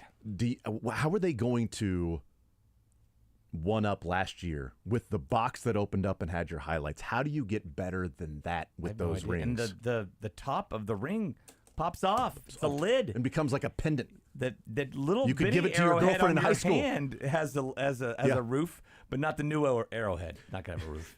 You could wear your ring on your Super Bowl ring while your high school girlfriend wears it a ring as a necklace. You could That's store. not easy to do. You could store stuff in there. You could put That's a little right. bit of some candy in there. Why did whatever you say wanted. high Some- school girlfriend? I really hope that's not the case. No, because the high school That was- girlfriend wear like your class ring around like the necklace or whatever. Is that a thing? I'm not saying I did that. I'm just saying you would see that. Every Is that a once in thing, while. Mick? Am I Having just girlfriends in high school was a thing. It yes. was a thing, But I yes. get what you're saying. I- Hopefully the Chiefs don't I have any didn't high know school that. girlfriends. Yes, Yeah. that's exactly right. Yeah, you can hide lights, candy. You could definitely hide some candy in there. Like Candy is dandy. You know. they're that big. I've heard they're going to be bigger this year, and that's what I've learned. The rings never get If smaller. Wanya already had that ring, maybe they wouldn't have found that when he got pulled over. Yeah. Like, it's nothing here. It's just a Super Bowl ring. You're damn right it is. Just a Super Bowl ring. Can I see that Super Bowl ring? See it all you want. See it all you want. But yeah, I forgot that they're getting those rings tomorrow night. So they went to the White House last week. They get the ring ceremony tomorrow night. And Patrick will be able to wear 3 rings and say that's who to Jamar Chase, Yeah, he can. which is pretty good. You know, it's a pretty good feat for him. I feel like he's progressed beyond Jamar Chase. Who would he be No kidding, throwing right? shade at this time? There's nobody left that's won as much as him in the NFL, right? There's no debating, no doubting, no discourse about who the best quarterback in the NFL is. Just anymore. ghosts. Just you know? anybody. but- Brady, Ghosts, Brady, Tom Brady. Montana. Yeah. Yeah, he needs 4 of them. No, 4 more. For anybody in New England to say Are there he's better. any Patriots left that have 3+ rings still going? I wouldn't I'm think just trying so. to think. Of I'm just who would saying be Brady around. because Yeah. Brady 3 didn't win. maybe, but not 4. I mean, I Montana wouldn't had think. 4, so you've got Bradshaw, those guys with 4, so he'll have 3 already. But neither of those guys threw yeah. 55,000 the first time they touched the field or had 2 MVPs. 50,000, It wa- 50 touchdowns and 5,000. Yeah, It was but you a said different game. It 55,000, was which a is little amazing. different. It all adds up. Yeah, But- 50 and 5,000 for sure. But yeah, there's nobody left on those teams that have for the Patriots that have more than He can than say, one. I've got Bengals. Because Tooney's got Troy. You go to Troy Aikman said, I have 33% of your rings times 3. does Tooney, Well, that would only leave you with a little less, though. 33.33 Well, you had that percentage. that That Repeating, line of course. over I the got it. Yeah, yeah. 3 after the He just tweets 100% with a picture of all That's 3 it. of his That's rings. it. Tags you, Troy. You think Bengals fans are still sitting here going and talking smack with Joe Burrow as their quarterback, who basically said today he's talking about his mortality as a football player? Who was talking about what is that? it? Joe What did he Burrow. say? What's the quote? It was something along the lines of mortality as his wrist recovers. He grapples with it. Whenever the We're all injury mortal. starts to stack up, your football mortality kind of comes into the back of your mind, Burrow said after yesterday's mandatory minicamp. So So he's already thinking about post-career? that's great. That's what I'm hearing. That's what you think. When you get a Orlando Brown on your team and you're a quarterback, that's what you start thinking about your football mortality. Well, we went and got a new offensive line last year and missed the season again. So kind of feel like I should have a backup plan for when football is over because it may not be that long. Or I should start throwing the football earlier. Good for him. He's been playing football since he was a little kid. His dad was a D1 coach, and he's just now realizing that you can It's get not going to hurt. last forever. Yeah. It's not going to last forever. Plus, I mean, this we'll see how he throws the football with the wrist injury because there have been people that have said, "Look, I had a wrist that same injury and it Took me a long time before I could, actually use the wrist the way that I was before, even as just a football player that wasn't a quarterback. But him being more specialized in the rehab in that specifically to do those things, I think he'll be fine. But I do think there's always a question when something gets torn in your wrist like that and you can't even throw the football, and then you get back to trying to do it again. We'll see what happens. They went out and spent on the offensive line this year. Trent Brown, they went and drafted Amarius Mims because they're so much in belief of what Orlando Brown can bring to the table. They went and got a left tackle in the top 20 and then paid for Trent Brown to play right tackle. But regardless, they're spending on the offensive line. T. Higgins isn't there. Jamar Chase is there. We'll see what the Bengals end up doing. But at least there's no more debate between Joe Burrow and Patrick Mahomes because that was dumb when it happened, and it would be even dumber now for somebody to waste their breath. Well, we know that Orlando Brown Jr. did not want to play right tackle, right? That's right. But what about left guard? There's still an L in front of it. That's a good point. It's a left side. It's a left side. Well, no, the only reason he wanted to play left tackle was because of his dad. That's the only reason. Good point. It's not because there was a lot more money in being a left tackle. It's because his dad played left Yes, tackle. that's why. So if he was going to play tackle, he had to play left tackle because his dad played left tackle. Also, I think they want those guards to how you say it, move. Oh, yep. Be able to move. Yeah, that's right. Pulling and things like They that. need to move. That is also true. So yeah, that's interesting. I mean, look, he has been injury prone. There's no getting around it. He missed his rookie season with the torn ACL. That sucks. The guy lands on his leg wrong. We've seen that happen with, Tom Brady. We've seen that happen with other quarterbacks. It's scary. And then, last year he's dealing with the calf injury, and then he lands wrong on his wrist. It looked like so benign, such a benign hit on a quarterback that he just landed and his hands hit the ground. Like, I'm so worried about, quarterbacks or players on the Chiefs that go down and you see the ankle, you see the shoulder and the collarbone, how they're landing and their hands touching the ground. Yeah, that's almost literally every time they fall. And that's what results in him, tearing ligaments in his wrist and having an injury that is difficult to come back from for a quarterback. It's funny, like, he's been injury prone. Mahomes has been hurt prone, right? To where he'll get hurt. He hit at the kneecap, the ankle a couple times. Mm-hmm. He still plays, right? What's he missed because of injury in his career? 2.5 games, right? And throw out the series against the Browns. What, in a couple plays against the Jaguars? The Jaguars? The 90-yard drive by Chad Henne in the Jags game. Yeah. It's he's battled. He's battled injuries, but they haven't been hurt, right? Yeah. They always say the difference. Are you He's injured or are you just hurt? But I think he's been injured, but he's playing through Right. it like it's just, it's hurt. It's a pain tolerance thing. Well, if it's a pain tolerance thing for him, I'll take my chances with him on the field if it's a pain tolerance thing for him. He's built different. He's been injury prone, but he hasn't been prone to missing games, missing time. He had a high ankle sprain. And that's like a 6 to 8 week thing, and he's like, "Yeah, I'll sit this play out. Yeah. Give Chad Henne a series, and I'll be back." Well, which OTAs last year? Was it in late April when he said he was just now starting to feel fully recovered from the ankle injury? Like April is when he said he was starting to be recovered from the ankle injury. April.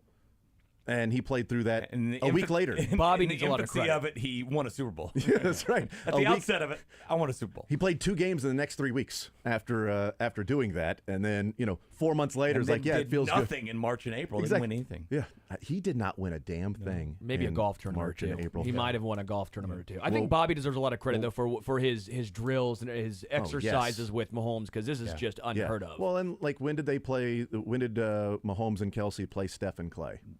Was that in June? That was late June, early July. It was Yeah. between But it was before mini camp and training It was camp. before Tahoe, though. Knocking on a lot of wood here, Yeah, by the way. it was before Tahoe, though.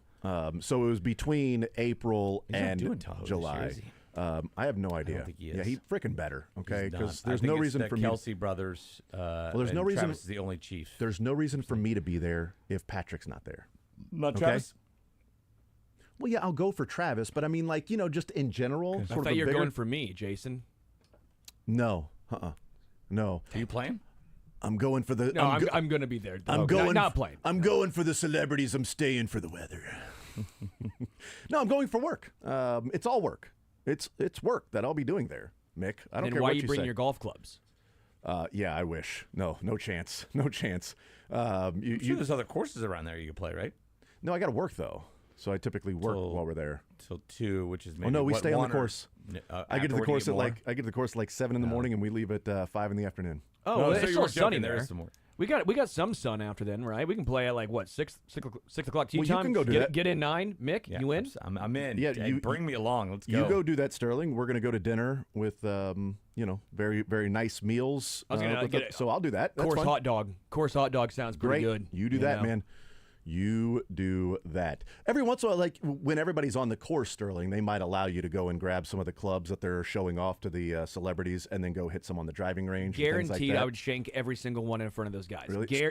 Leading with the hosel, guaranteed. Stugatz was out there last year on the driving range getting some swings in when they were there. And I'm like, you know what? I don't think anybody's going to question him. I think he's perfectly fine. And if they are, I don't think he would care. If they're like, dude, you can't be here. All right. I'll just head over You there. got Then. me. That's perfectly fine. News that happened before we got on the air today, and it was sad news. It is sad news. 86 years old, Jerry West passed away today. Oh, wow. And what is one of the greatest careers in basketball, just in general, one of the most, maybe you can make an argument, the most influential basketball person into the game of a player, a coach, a scout, Everything. a GM, A logo. executive. He's the logo. I mean, just unbelievable.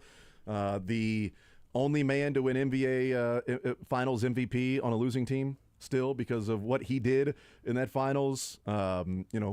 Helped rebuild the 80s Lakers into Showtime Lakers, and then turns the Lakers as a GM from Vlade Divac and Nick Van Exel to Kobe Bryant and Shaq.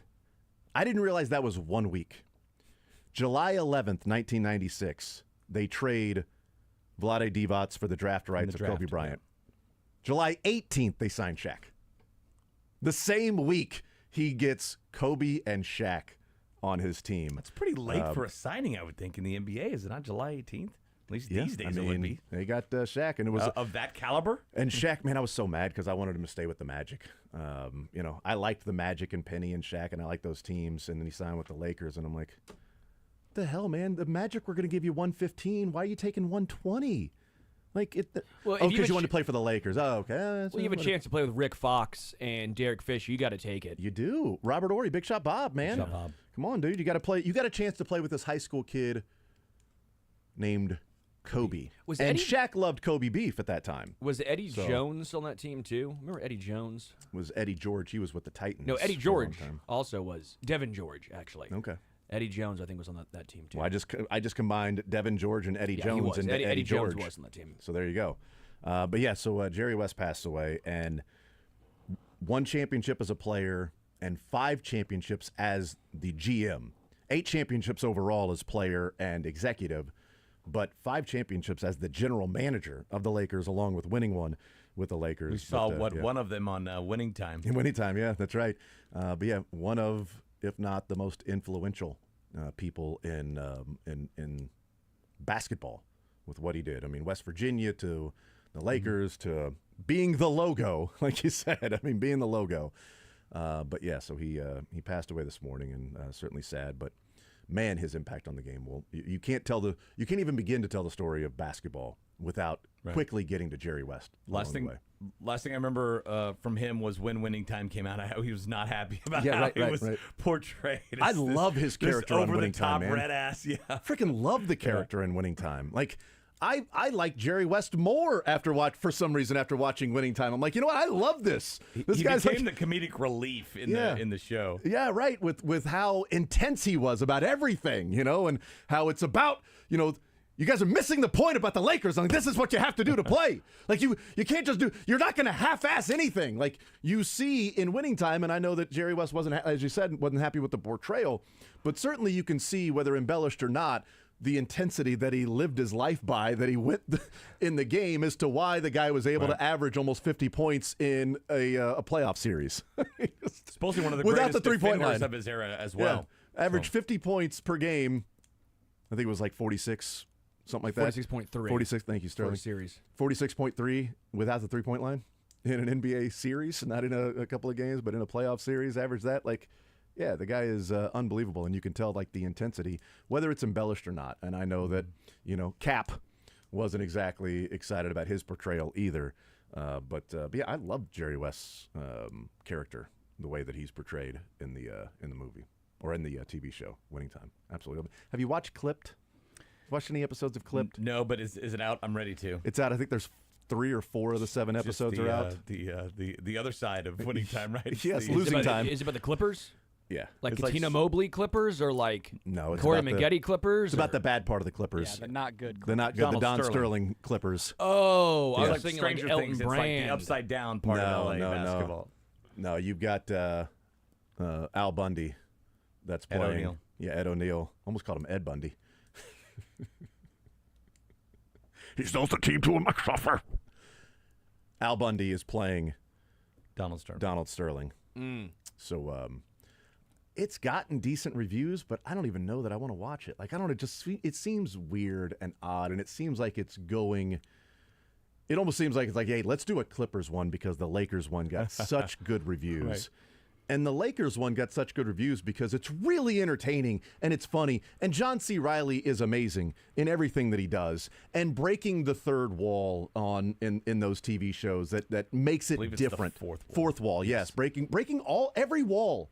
Every single 3 wall was usually broken. seen. It's that fourth you don't see. Yes, yeah. it's like the Three Roses bourbon. The Three Horsemen. That's right. Sterling didn't even pick that up. You're a bourbon guy. I know you go 4 Roses bourbon. Okay, I didn't got know. it. I didn't know if you- I didn't. What you want to go? Huh? Yeah. I'll do it's that like, next time. It's like playing for all 3/4 of a football game.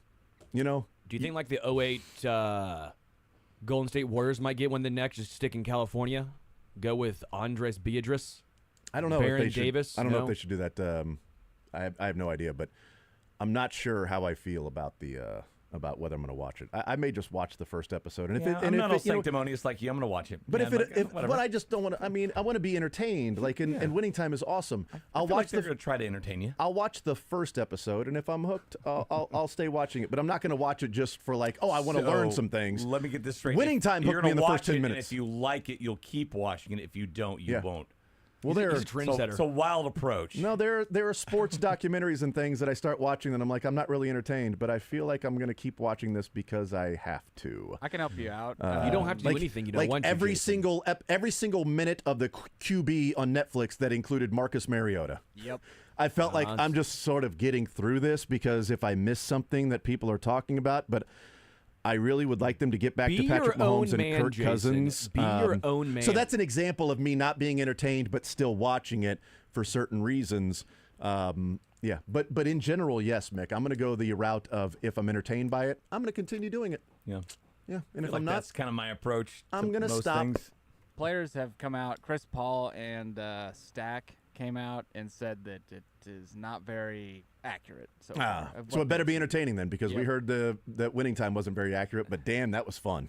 That was a fun ass series, man. And that was part of it too. Like, I was looking forward to seeing that. I binged watched it because I don't like to watch week to week because I'm spoiled that way. You're not supposed to binge things, Jason. You can binge TV. That's what you can binge. Talk to your doctor first. That's right. As long as the series is not longer than 4 hours, I think you'll be fine. But I'd heard so many good things about how awesome the TV show was, how great, how entertaining it was. So I'm like, yeah, I was looking forward to watching it. I don't know that I've heard that necessarily about Clipped, but Well, it just came out too. yeah, I don't know. You put a lot of thought into this. Maybe you should just turn it on and give it a whirl. Well, There's I'm also no, like, gonna wait till championship all of the aspect. series are out, all of the episodes are out.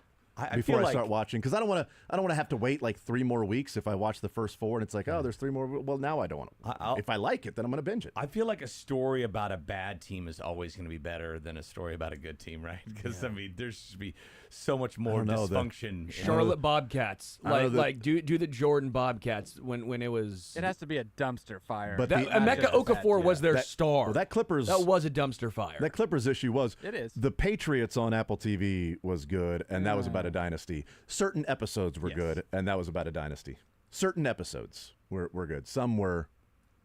They definitely I'm hated trying to. Bill Belichick. I'm in the trying to just production get room. through this because of there's more factual reporting. It felt like in this, more of the players going on the record of what took place rather than some embellishment or a biography that's sort of written to give the most what's the swamp that's the Florida Gators? Swamp Kings. Swamp Kings. Like that, I watched, but I'm watching going, good God, this is clearly presented for Urban Meyer. Well, like this was an Urban Meyer product. This is an Urban Meyer joint, is what this is. This Swamp Kings. This is absurd. And I just simply watched it knowing that. Whereas Apple TV, the Patriots, the Dynasty Hollywood. was more like, oh wait, these guys are going on record and saying, what happened. Like the Aaron Rodgers episode did not hold back about what took place, with what the players thought about him and Bill Belichick's sort of indifference to murder.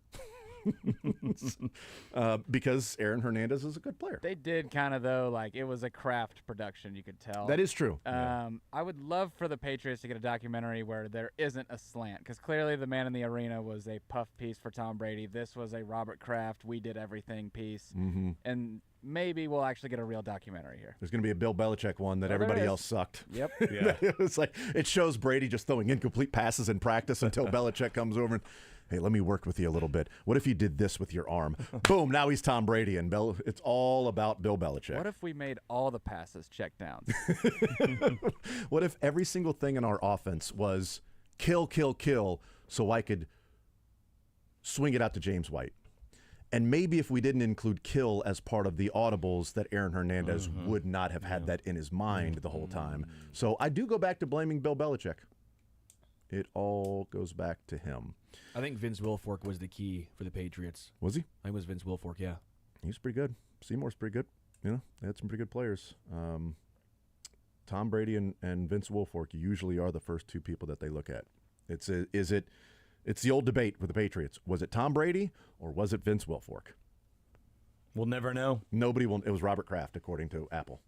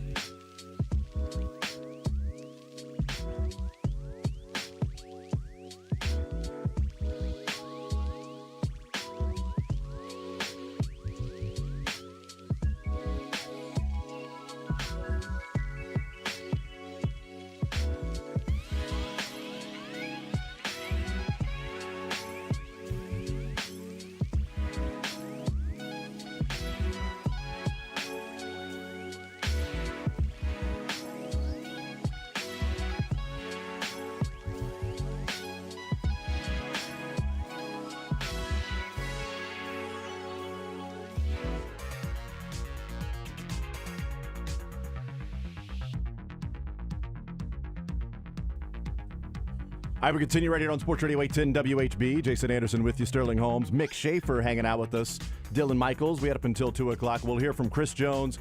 We'll hear from Hollywood Brown and Justin Watson coming up in, we believe, the 1 o'clock hour, although right around this time yesterday is when practice ended. It was supposed to end around 1 o'clock. It ended yesterday right around now. Slackers. And they went early yesterday with the press conferences. So we'll see. Whenever they go with the press conferences, then we will certainly go out there and listen in to the Kansas City Chiefs and what they have to say for them. What do they have to say for themselves after these 3 days of mandatory minicamp? What do you got to say for yourself?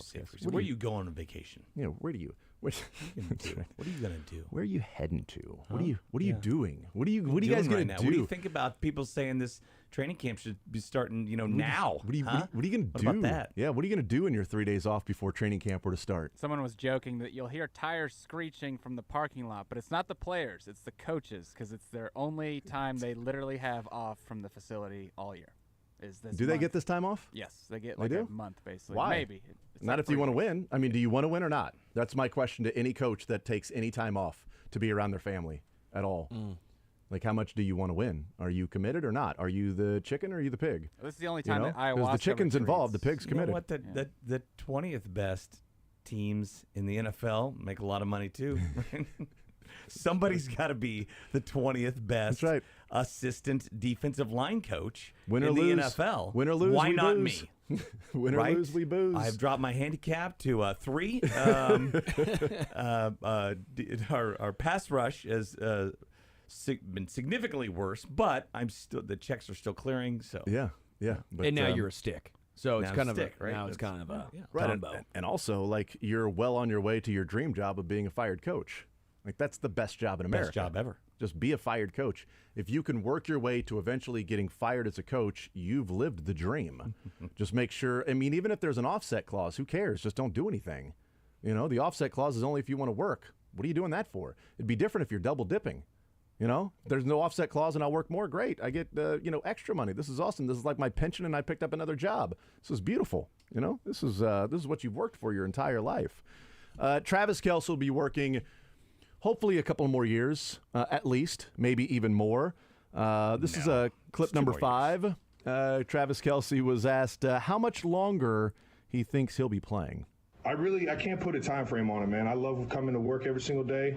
Obviously, I know that there's opportunities outside of football for me, and I'm still a little kid when I come into this building, man. I know I'm 34 years old, about to be 35, but I have a love to do this right here in the middle of the heat in June.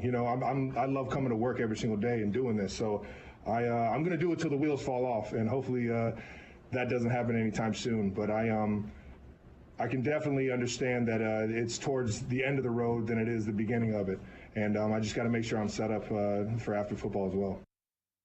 All right, well, speaking of, here's Chris Jones out at the Chiefs. All of us is three-peat, man. Three-peat. I think we got the pieces to do it. We got the team to do it. It's just applying every day, challenging every day, and I think that's the most important goal as individual and as a team. Do you talk about three-peat among yourselves? Yeah, we have brief conversations about it, what it's going to take, the requirements, the day in and day out work that required to even get in that position to even talk about a three-peat. I think it's more so of what's required day to day in order to get ourselves in a position to a three-peat. Chris, you put it out there, 20-plus sacks. What's it going to take to try to get to that? Everything. God, luck, some unselfish teammates, and stagnation. Chris, it seems like it would mean a lot to you. Just the way you react to it seems like it would mean a lot to you. No, it's just tough as hell, but I'm going to do it. So I'm really going to lie, man. They ain't got to be willing. That's one thing, man. We ain't asking for nothing. Anything we get, we want to earn. We don't want no one to give us nothing, no handouts. Anything in this world that I get, I want to earn it. That's the satisfaction of the journey, you're right, because of the hardships that you face within the journey. So don't give me anything. Chris, there wasn't only a little bit of uncertainty with you, but really the whole defensive line. What did it mean for the team to kind of bring back a lot of these guys? Hey, man, they graded my owner at F. And I got 2 middle fingers for them. He had A place on my book. Brought back Mike Dana, Tershawn Wharton, Mike Pennell. We was able to bring a lot of guys back that help us get there the next year. Charles Aminiu. So for me, it's a sense of accountability and a sense of appreciation because I know who I'm dealing with on a day-to-day basis and the guys that I'm dealing with.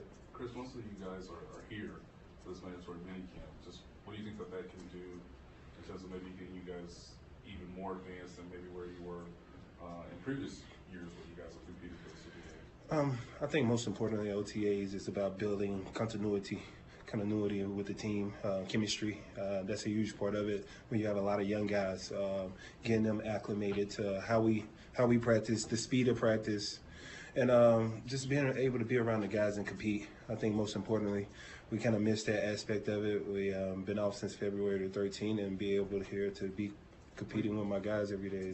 Did you have a specific message for someone like Felix who, for circumstances didn't play a ton last year, but obviously he's going to look to have a bigger role, being the leader in the defensive line room? Anything you sort of wanted him to sort of identify for this season? I think more so last year was a learning process for him. And it's pros and cons to that because the pro is that you can watch guys that's succeeding right now and take a little bit from all of them, but the con to it is you don't play as much as you want to, right? So I think this year it's all about his mind frame, attacking every day, spending that 10 to 15 minutes after practice, before practice, working on his pass rushing, working on things he can get better, watching extra film. And I think he's been taking hindsight to that. I actually gave him a pat on the back today about how his approach been so far since I've been here, and we're looking forward to training camp. Chris, Spags mentioned the fact that he told you guys that he had a top-ranked or maybe it was second-ranked defense and it fell to last in the league last year. Just wondered how the next year, how that message resonated among you guys and just what's the takeaway from that? Just how easy it is to get complacent. I think that was 2016, 2017 New York Giants, if I'm correct. He actually showed us the bulletin this morning on the board, how they was ranked second and went to 34th. And just the complacency level, man. It's so easy to get complacent. It's so easy to get to we'll fix it later. You know what I mean? Especially when you come off of such a high. So you want to always keep that pressure applied and making sure you're challenging each other at the highest level. He showed it again today. Yeah, he actually showed it again today, this morning. What's your kind of psyche? Last 4. What's your kind of psyche right now, even mental health, compared to maybe where you were last year, with being away from the team and the uncertainty versus now knowing you got the long-term contract and you're set? Well, the mental health aspect of it is I'm here. Last year I wasn't. I got to report to training camp. Last year I didn't. So my mental was like, shit, I got to stay in the dorm. Last year I didn't. I slept in my bed. So, it's a mental challenge. But overall, I'm in a good state of mind.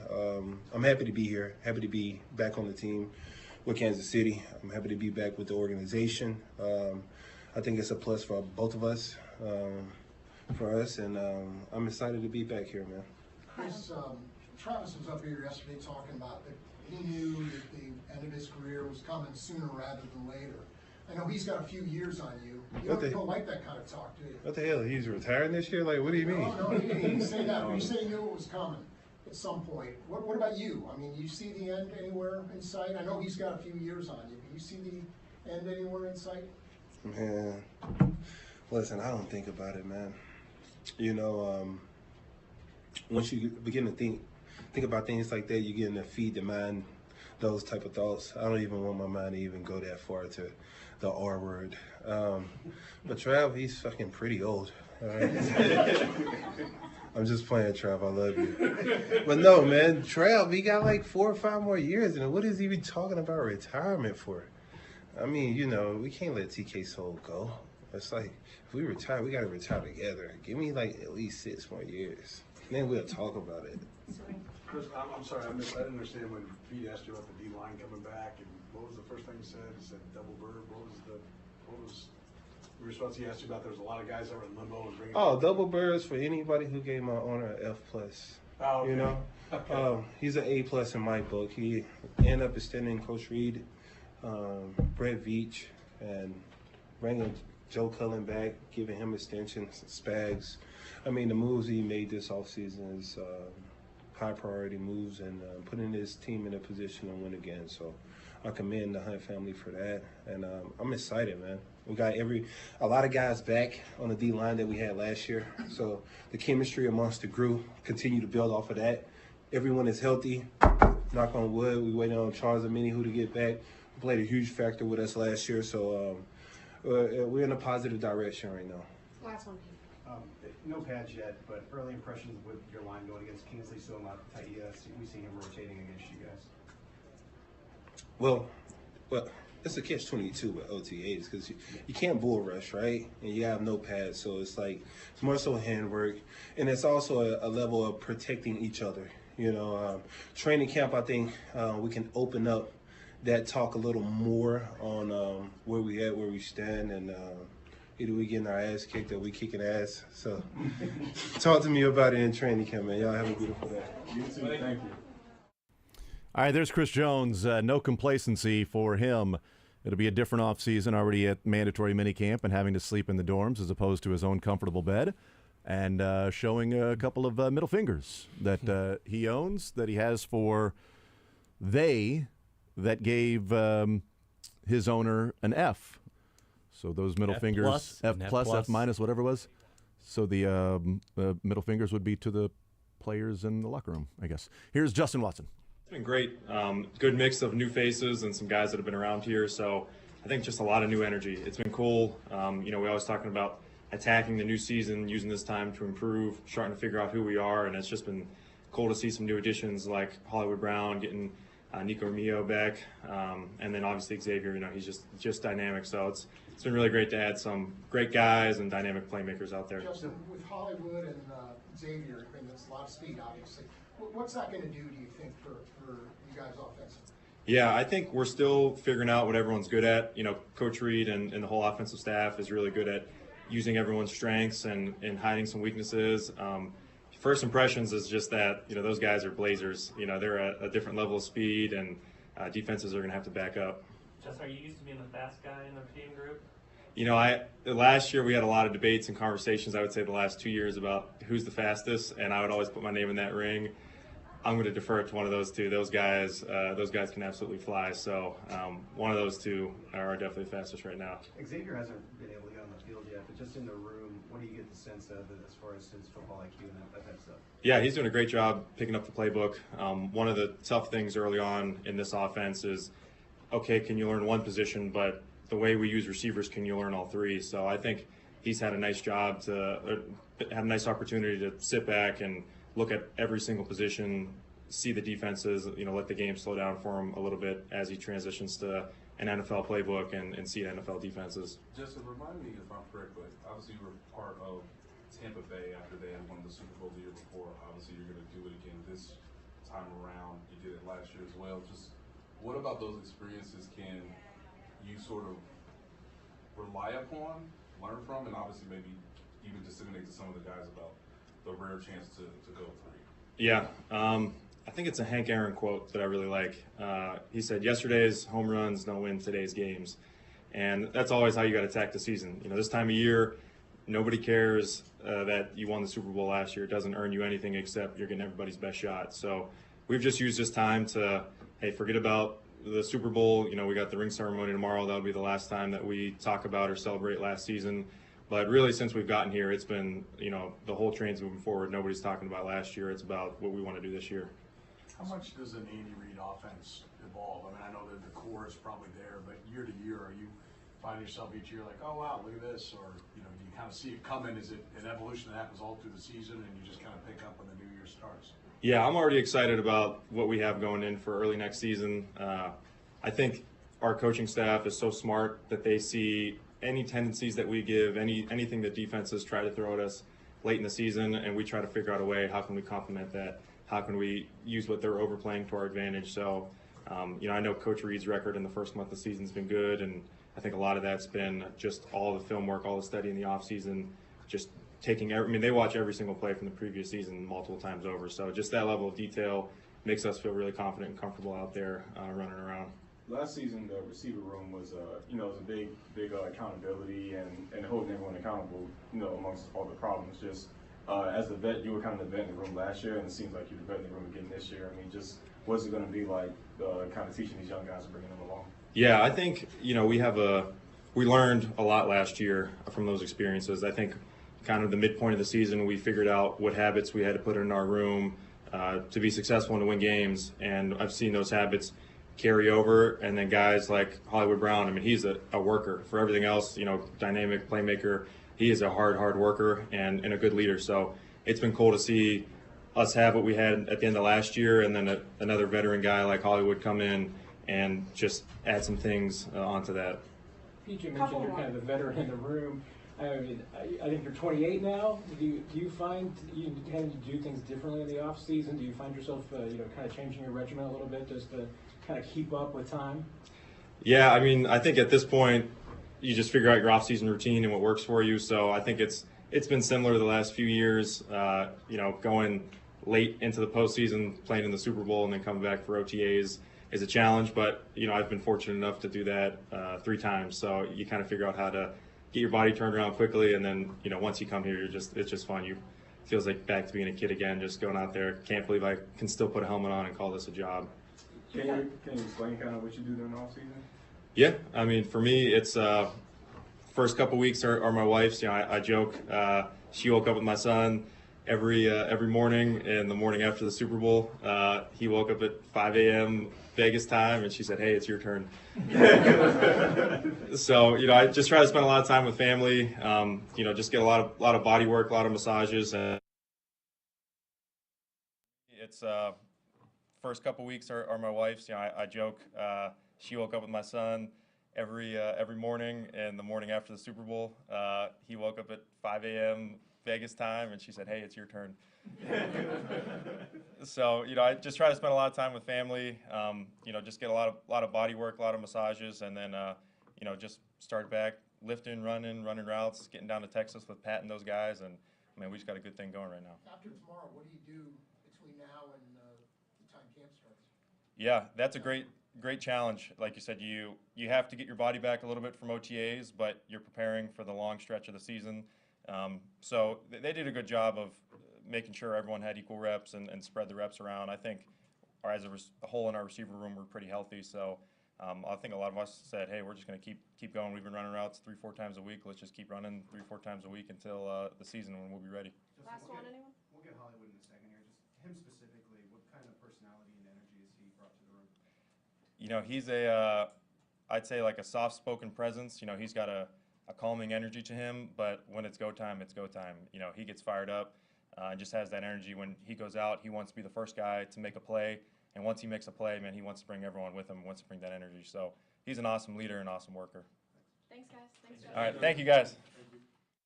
Justin Watson, wide receiver for the Chiefs, and mentioning the Blazers on this Chiefs wide receiver group being Hollywood and Xavier and Nico Remigio, and of course, here is Hollywood. Can you take us through that deep touchdown you had toward the end of practice? Take us through that play. Seeing him blitz, kind of just put my head down, trusting that he was going to throw it. Looked up, the ball was in the air, just made a play. Was there stuff that stood out to you just about culture-wise that outside of the talent is a reason that you think this team has been so successful recently? Yeah, definitely. Feel like everyone's on the same page. Everyone got the same goal, same mission, and the way we compete out there in practice, and then we teach each other, like we help each other. Defense talk to offense, offense talk to defense. So I feel like that's a big part of it. What kind of motivation is it when you have all these guys that are your teammates and talking about going to this ring ceremony tomorrow and as a driving force for what you want to do this year? It's big motivation. A lot of these, I'm getting close with a lot of them, and just see the work that these guys putting in, and the eagerness to chase another one. And I want my first one, so I'm excited for it. Early on, I know it's early, but have you seen any similarities between catching passes from Lamar and Kyler and now Pat? I mean, not really. Ball's a ball. Yeah. They're all different players. Nobody's like each other. Nobody's like Patrick Mahomes. Nobody's like Lamar Jackson. Nobody's like Kyler. Now that you've been through a few weeks of practice now, what do you think you're capable of if you get a full season in this offense? I'm excited to be here. Trusting Coach Reed, Coach Nagy, Pat. I'm just excited for the opportunity and what's ahead. Hollywood, what have you liked most about working with Coach Reed so far? They let me play. They let me be a weapon. Something that I'm excited to do. Is not I'm just stuck in this role or that role. I get to be a weapon for the offense. I'm excited for it. You get a chance to see how Pat throws the ball. We also saw you at the Mavericks game, right, hanging out with those guys. I don't know, you've been a famous guy. People know you, recognize you, come up to you, but he's probably the most famous guy in the NFL. What was that experience like, just kind of hanging out and, in a big public space like that and seeing how people reacted to Patrick? I look at him for who he is. He's a humble guy, and his mind is always on the main thing, always, and that's what I like about him. And being around him helped me, and what I want out of my career, and just excited going forward. When you said that you're not stuck in a role, that you can be a weapon, can you elaborate on what you mean by that? Guys look at me and they think, oh, he only could do this or he only could do that. Coach Reed, he's put me in positions to do a lot of things. What did the next couple of weeks look like as you go away and prepare for training camp? Training, getting my body right, just building, getting ready for camp, getting ready for the season. Hey, you spoke a little bit about this Saturday, but just the mentorship role you've had with Rashid and Xavier, some of the young receivers, how have you embraced that, just kind of getting those guys to, learn the way professionals work? It's been fun. They kind of gravitated towards each other, and they're open. They listen, and I'm a guy that I've been on 2 other different teams. Coming from my background to where I am now, it's a lot of insight I could share with those guys, and they're taking it in. Hollywood, what should fans expect from this receiving core in terms of speed? How would you describe the speed that you see out there? We're fast. We're definitely fast. We're gonna put a lot of pressure on people for sure. I just think it's gonna be exciting. I think everyone should be excited for it. Are you kind of in that same line? Are you kind of getting a sense, even without Xavier out there, about what it's going to be like when you and Rashi and Travis and Xavier are all on the field at the same time, and the defense has to deal with all 4 of you? Yeah, it's gonna be tough for sure. Because not only are we, competing against the defense, we're competing amongst each other. We're competing with ourselves, and I feel like that's what's going to drive us, to be, one of the best in the league. Emily, go ahead. You mentioned that you've gotten close to some players. Can you kind of say what players you've gotten close to, or? Obviously Rashid, but Pat, Trav, everyone really. Everyone's kind of. We train together too, like outside of here. So.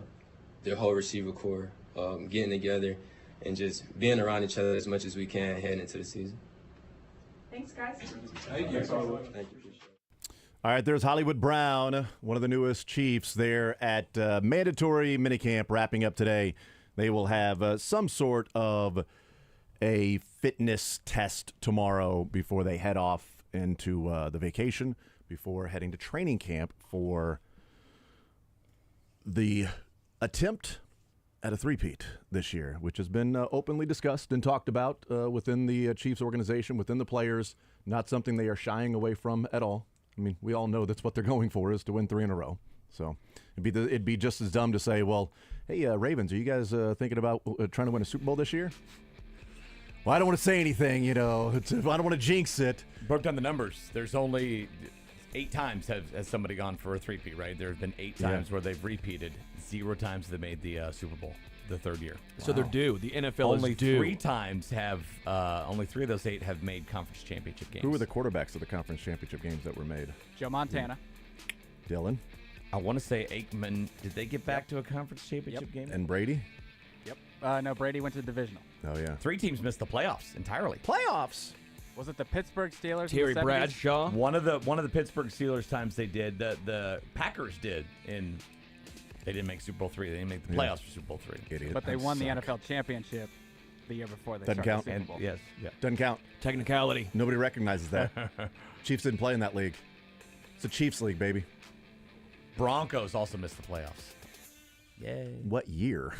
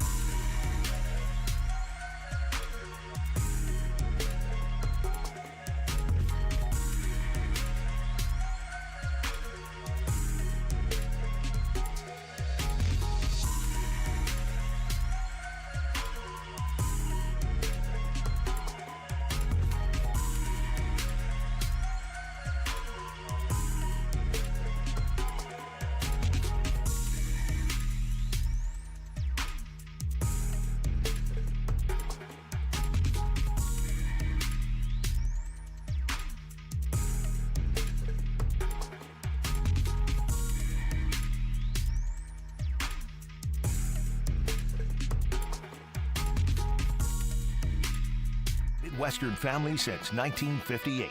Enjoy healthier food, more free time, free delivery, and better value. Go to GuaranteedFoods.com.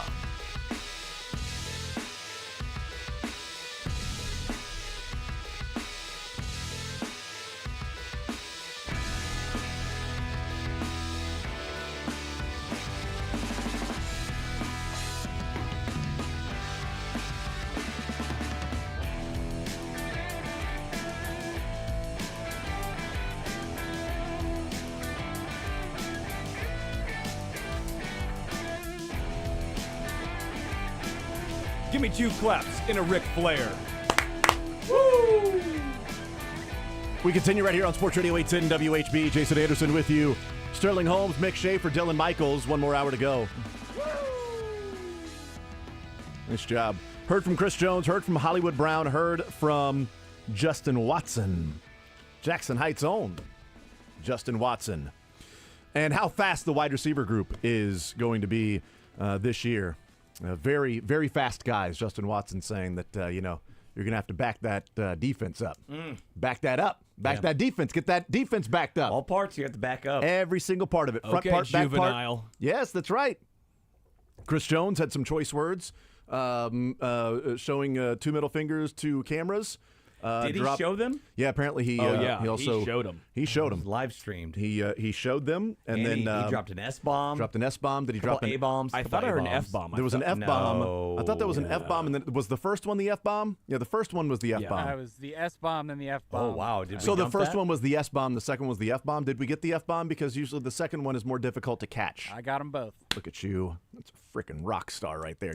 That's a rock star. Dang it. Did we get that one? That's my producer. Got that one too. Okay, That's great. my producer. If you want to hear cuss words, just get on the KSHB 41 app. We're streaming it. And we don't have that button. Well, also It's just- our streaming. There is right. no No there is no button for delay that. on the streaming. So you heard Chris Jones in its entirety. There was no Raw. raw. he was out there. He let it all hang out. Like he did He at the was combine. just letting everybody know what he's working with. Just letting it hang, man. Just this is what my feeling is about this team. Here's a couple middle fingers for those that gave my owner an F. Middle fingers, middle leg. Yeah, take those middle fingers. If you gave my owner an F, I got some middle fingers for you. Players in my locker room, guys who Do you I'm think he knew teammates that, with. though? You gave the guy I was arguing with for like the better part of a year last year about contract negotiations an F. You gave the guy that wouldn't pay me the money that I wanted, and then I held out, and then only after I got some incentives would I get back to the contract I would have had in general. You gave that guy an F, bleep you. I give that guy an A. Now, Were the ones that did that, or do you think it was media? I don't know, but it was the NFLPA that did that. So Players. So I guess did he not fill out one of those? Or is he not one of the players that gave the fill out the Good point. survey? It almost sounded like he thought it was the guys in the room. In the media room, people. because Bleep why you would guys. Yeah. Yeah, we're not looking part of right it. at you, Seren. Right at you. You gave my owner an F minus. The NFLPA, Yeah, take that. the Oh, NFL F plus. Press, Nate. F plus. the Nate. NFL Press Association. Oh, yeah. right. That's what it stands Nate for. Taylor. Did you give him an F minus? Yeah, looking right at you, punk. Bring it. He really thought that, I think. Might have. Are we on record as saying that we think he thought it was like the where my vote goes. writers? Does this go Hey, on the Matt record? Derrick. Hey, Matt Derrick. Here's a middle finger for you for giving my owner an F minus. Okay? He's going to have to put a ring on that middle finger tomorrow night because he's now got 3 of them. So what ring Maybe- do they typically wear them on? Like the You could It's go pinky, any of the 4, basically. thumbs? Do they size them out for one finger? Yes, Or- you do. Well, no, that's my point. Is then you have to get each one sized out, so they're all 3 going to yeah. be different sizes. So That would one's make going to be sense. sized for here, one for your Yes. pinky ring, one Yes. for left you. finger, left one for index if yeah, you want. Yeah. left ring, and then right middle. That's what I would go with. That's hard though. If you have too much sodium, it'll. Well, I think he's get probably stuck. he's. I would say tomorrow night when he gets the ring after going through these couple of days of practices outside and then the fitness test he's got to go through tomorrow morning.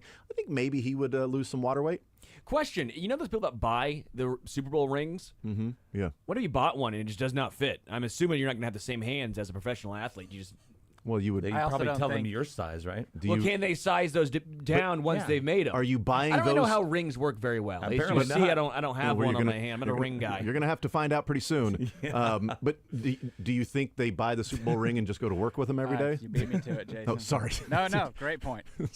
took my Not took every my day, car in but- for an oil change, and Steve, what's he that? lost his ring, and the doctor was doing some surgery, and all of a sudden he looked down, his ring was gone, but we already sewed him up, so we got to do some X-rays, see if it's in there or not. Oh, Steve, what's that? Oh, I just got my ring today. Finally, I got fitted for it with Tibble.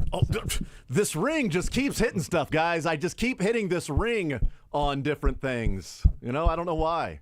It's got a nice ring to it. Yes, it does. Typically, those are like collectibles. No, I or get like that. I was more or less memorabilia. being a smart ass. Oh. Yeah. Believe it or not, everything I say, I wouldn't take it too seriously. Everything? Everything? I want to take everything you say very seriously. I don't want to take it with a grain of salt. I wanna take it with That's a- water under the fridge. I wonder if so the colleges, and a lot of colleges I know, like first day of camp or before the season, they size all their fingers for rings pretty and all that presumptuous. stuff. For bowl rings, basically. Oh, again, pretty you, presumptuous. You get to. Is it for more than half the teams? Anyway, so I wonder if NFL teams do that as well, or if they're like, well, we're just going to have one team win this. We're going to do it after the season. But it's hard to corral those guys after the season. So I think you could probably get people to respond to an email or a text if it's, hey, what's your ring size for this Super nobody Bowl knows ring? their ring size. You have to go and get it measured. Okay, great. I'll Do go you know and get your it. ring size? No, but I'll go and get it measured if it means I'm going to get a Super Bowl They're ring. not going to go and get it measured. No, Okay, you well, have to I'll have ask a my one-stop agent. shop I'll ask at my the agent what it is. Hey, He doesn't agent, what's- know. Has to have a He's- one-stop it's his shop job to at know. the facility. That's why I guarantee you they do it. He before needs the to know season. the answers before I even ask the question. Yeah. Or I need a new agent. Can you use like a suit style where, one of those tape measures? Can you do that and just wrap it around your finger? I just want to get like off the rack ring. I I'll think just take that usually ring they right just there. have like the little examples of rings, like dummy rings. Yeah, you yeah. put your finger in. You're like, Right. okay, you're a 7.5 or something like that. Right. So- What are sizes of rings? What are 7.5 yours? I don't know. million? Nobody knows. And so Nine? NFL athletes especially aren't Yeah. going to know. I just know they got it sized. They wrote it down. I was like, all right, Yeah, cool. I have no man. idea. What size are you, Mick? I have no idea. I've said it 9 times. Seems small.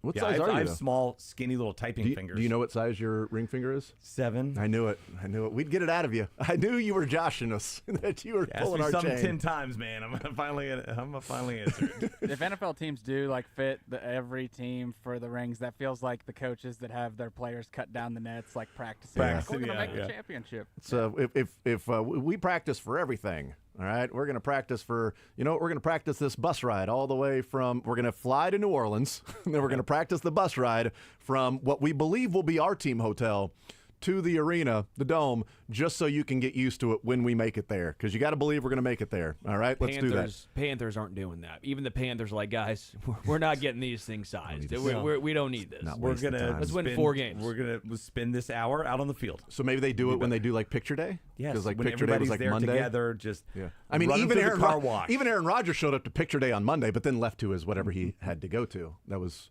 picture day was important. He definitely wanted to be a part of the team, just not a part of the team this week. So he showed up to pictures. I mean, if and you're then getting left. paid $37.5 million a year, why would you? Yeah, but I come mean, on.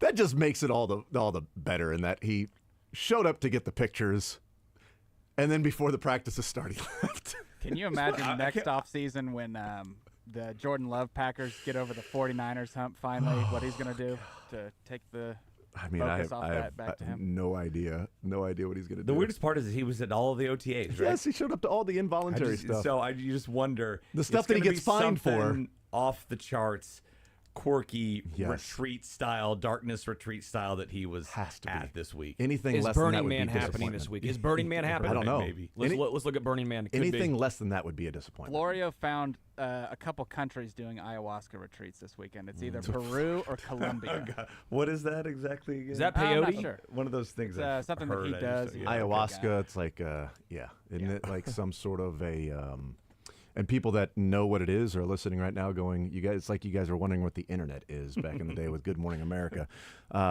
It's like some sort of a fasting type thing, right? Where you just cleanse your entire body of everything.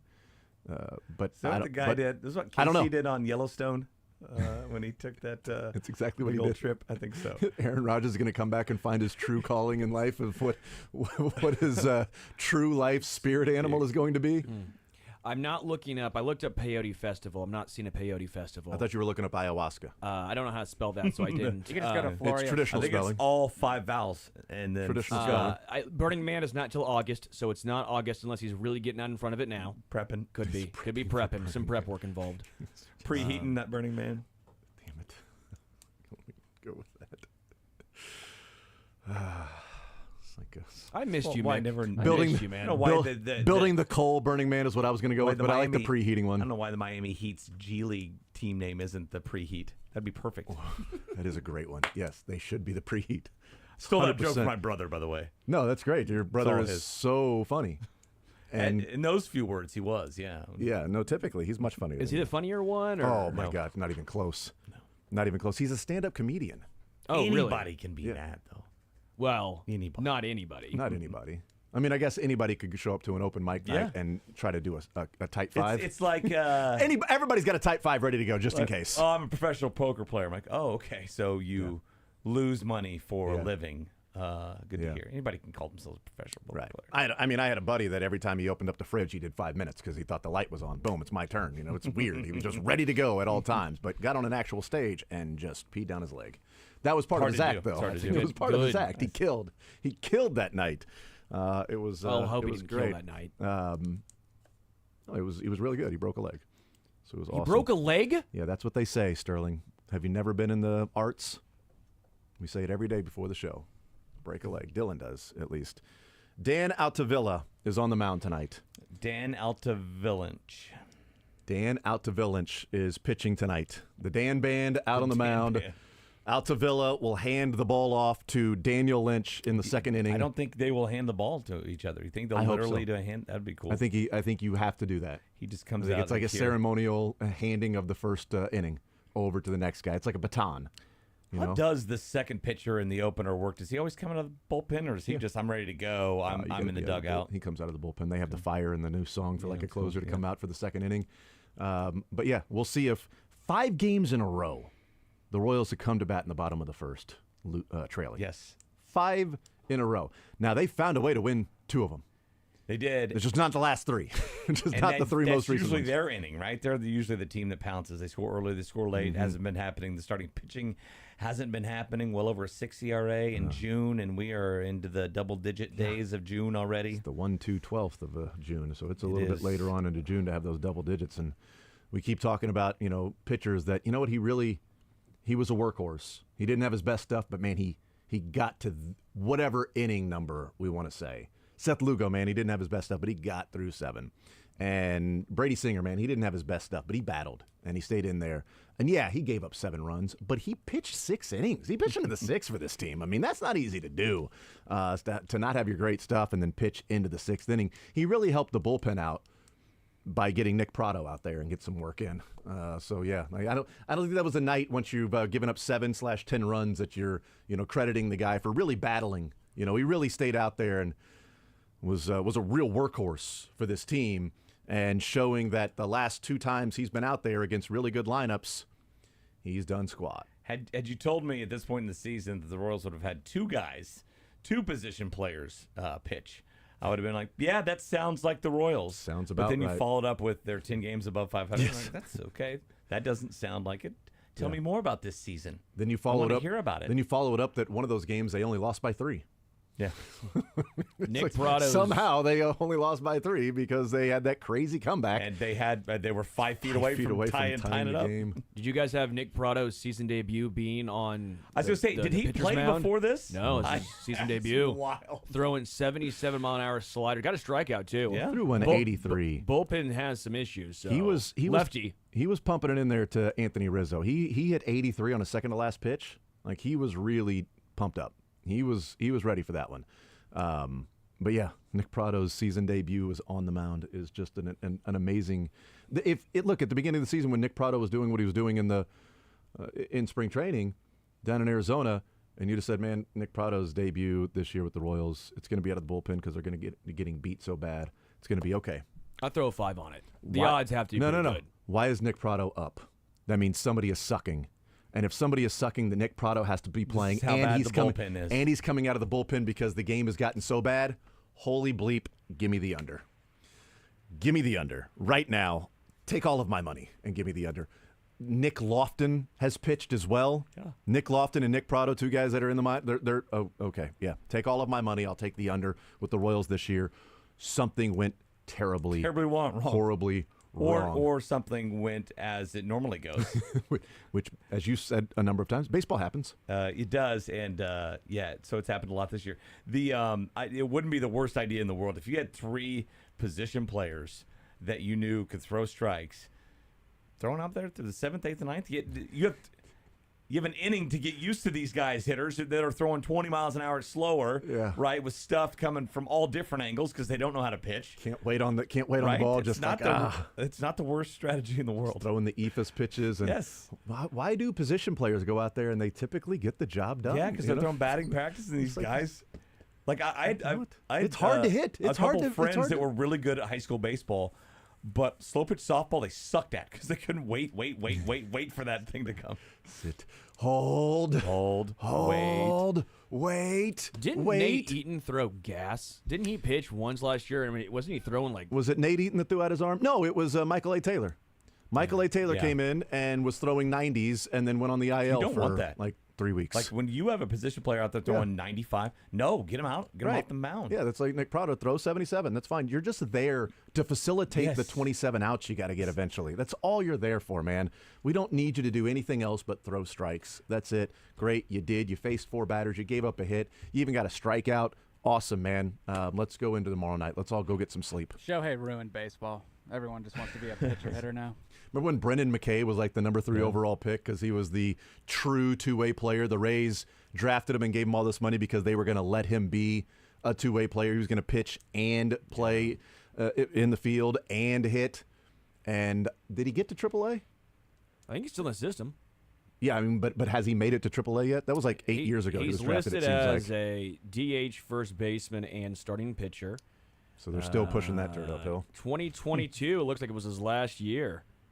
2022. And doesn't look like he did much.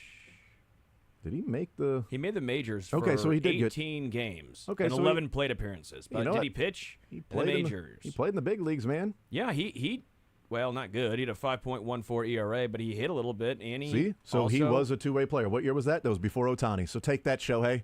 I don't think it was. Maybe 2019. Yeah, that's definitely before Ohtani. Wow. Mm-hmm. Yeah. So he got called up in 2019 and then basically been done since.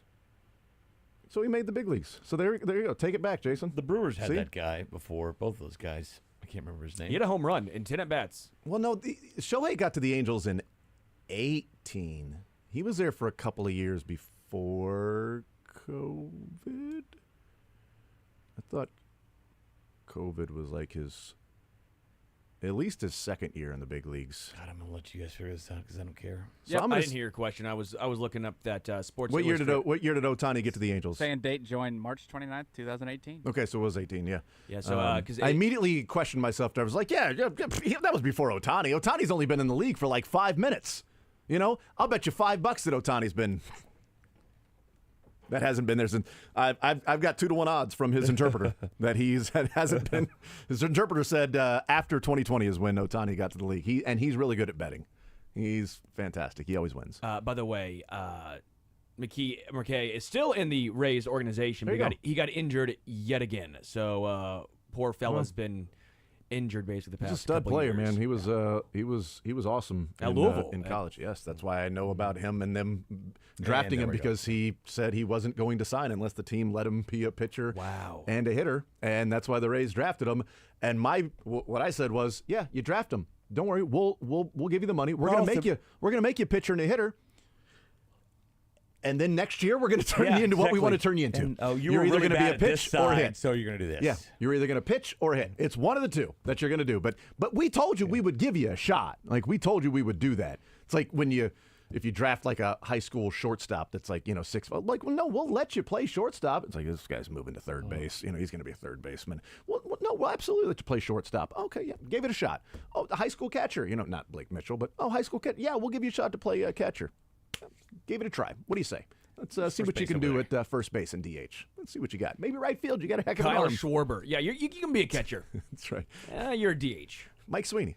It's, Yeah, opening day, Mike's starting catcher. catcher. Billy Butler, Billy left Butler, fielder. yeah. Catcher, yeah. Billy Butler, left fielder. What do you got? Let's see what you got out there. All right, that's Magellan. Let's get him out of there. You know what? He can't play in the grass. It's not going to happen, man. How about Billy at the game He was last at the night? game last night. His He and kids Mark there. Tian just sitting there hanging out as fans, just fanning it up. That was awesome. That was really cool. And not sitting next to each other, because that is so on brand for Mark Tian and Billy Butler. To be And they're at an buddies. event together and to be 3 rows separated. Where was Danny Valencia? I don't know, but it is so great that Mark Tian, I don't think, will ever let the bit die. Nor should he, because he's really entertaining and has a great personality. But I don't think he's ever going to let the bit die of his relationship with Billy Butler. And What's the bit? the bit is that they are actually really close, but Mark Tian plays it off as like, I can't stand this guy. Like, this guy is such a dweeb. It's like Jimmy Kimmel and Matt Damon. Yeah. Type of relationship. During COVID, when they were doing the social distancing They playing play catch, catch, yeah. and Mark Tian would throw it, and Billy Butler would catch it, because they said they were doing videos that they were going to play catch. So Billy Butler was playing catch with somebody, but the camera was just on Billy Butler, and then Mark Tian was playing catch with somebody, and it was just on Mark Tian. So Billy Butler would throw it, and then it would go into the camera shot of Mark Tian, and they would play catch. Billy Butler was catching the ball. Every time Billy Butler threw it, Mark Tian was running to go get the It's funny. Jesus, Billy, again, way over his head. And Billy Butler had no idea. He had no idea. He's just simply playing catch and talking to Mark Tian. He had no idea that Mark Tian was making him look stupid. And it's That's like amazing. this constant bit. And so I saw that, and I'm like, of course Tian's sitting 3 rows from him. Like, I don't know why, but he is. And I appreciate the hell out of that. And maybe he was down on a hot dog every inning, but I love the time was they got crushing it. He was crushing that hot dog. That was a 2-bite hot dog for It was Billy pretty Butler. quick. That's country breakfast right there. They took him. He was starting the hot dog, went to the pitch, came back. That thing was finished. Gone, man. It was toast. That We was. saw an opportunity with the chestnut news. That's right. Yeah, I got an opportunity to go and show what I can do. Maybe hot dogs are part of country breakfasts. I don't know. Why wouldn't they? They should be. It's country The British breakfast. would do Yeah, that. yeah, The they would, British, yeah. yeah. They would make hot dogs part of country breakfast. Actually, English breakfast. Yeah, that English is. breakfast, yeah. They like their muffins, so I know they have those. So I don't know about the hot dogs. They though, eat but yeah. beans, I mean. Yeah, but it was cool. I don't know whoever was behind him. That's got to be pretty cool. Like, Yeah. you're sitting right behind him. The girl that was sitting next to the guy, younger, she had a Yankees jersey on. So I'm assuming that they're Yankees fans and not necessarily with Billy Butler. But you never know. Was Billy a Yankee for a second? I thought the same thing, too. He was an A, but I don't know if he was. Say he was a Yankee. I thought he was for like 5 games. Yes, he was for 12 games. So he was there supporting the Yankees. Is what you're saying? Almost a second. He was there. He was there to support the Yankees. Is that what you're saying? You're No, he saying had he's a Royals on. turncoat? He had Royals jersey on. Hey, he OPS'd 892 in those 12 games. Was he wearing his own jersey? He'd be the one guy that came. He's wearing a Royals jersey. He had his own jersey. And I hope he was wearing his own jersey. Who's wearing 16 now? I feel like Is it I know that Renfro? one. It Sounds sounds right. like Renfro. Yeah, Dozier is being worn by Velasquez now. It 17. is, yes. Yeah. That would be great. such Billy. Where's the Billy Butler? Because Dwayne Bowe. Dwayne Bowe did that. Yeah, Dwayne Bowe did it at the draft Parade. last year. Was and it the draft? Yeah, Yeah, and the I think the draft, parade too. Yeah. He is 16, by the way, Hunter Renfro. But definitely at the draft, he was walking around the draft with a Dwayne Bowe jersey on. As Dwayne Bowe, which always flies right in the face of me making fun of people that they're like, oh, we saw Patrick Mahomes at the mall wearing a Patrick Mahomes jersey. I don't think that guy would do that, but then Dwayne Bowe. You're like, all right, well, okay. So I guess some of them would. I guess there is Ricky technically. Henderson would totally rock yes, a Ricky Henderson jersey. Russell Wilson did. Like the first day of Broncos training camp, there's a picture of him getting out of his car wearing a 3 jersey. Stupid. So, of course. Yeah.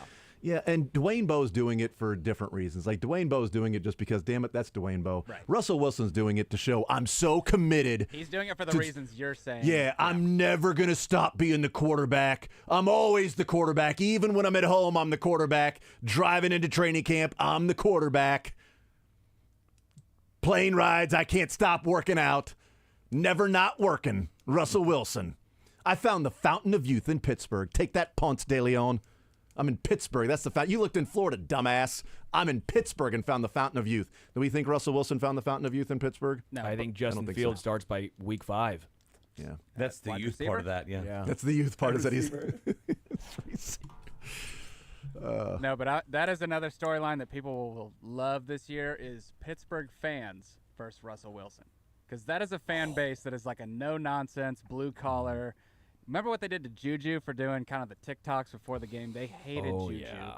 And Russell Wilson is like that on steroids. Yeah, he's just like that all the time. Yeah. It's just, and he won't let the bit die either. No, he's like acting He has to- 24/7. Yeah, he has to keep doing Mr. Unlimited for some reason. We'll take a timeout. We'll come back. We'll continue rolling, hanging out with Mick Schaefer, KSHB 41 Sports Director. More Zone next.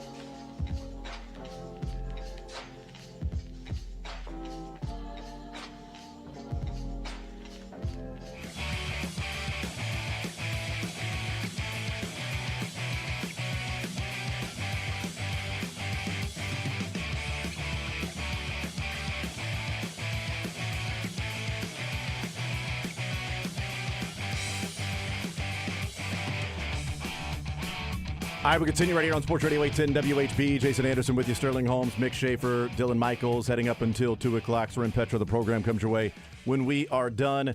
And then coming up tonight, it is Game 3 of the series where the home team is trailing 2-0. Yeah.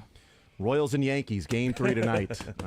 We will not have that right here on Sports Radio 810. But we will have the NBA Finals, which is a lot like Royals and Yankees. Yeah. Game 3 of the series. Have the Yankees won 9 straight like the road team in that other series? They did Feels win like it. 8 straight before losing 2 to the Dodgers, and now they've won 3 in a row. So that's Similar like type 11-2 in their last 13 games, roughly. This is pretty good, sort of a run like the Celtics are on.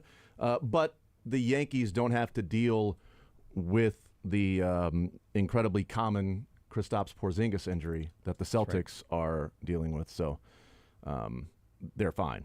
Somebody had said, to put it in layman's terms, Curt Schilling's bloody sock. For What's what? that? Oh, okay, for Kristaps' injury. I heard someone say something along the lines of like only 32 people have had this injury. Like it's such a In the world? I think it was something Ever? like 32. Like it was something so. That's what I What's saw the on injury? Twitter. So it's a torn medial retinaculum allowing dislocation of the posterior tibialis tendon. And somebody But said he could play, right?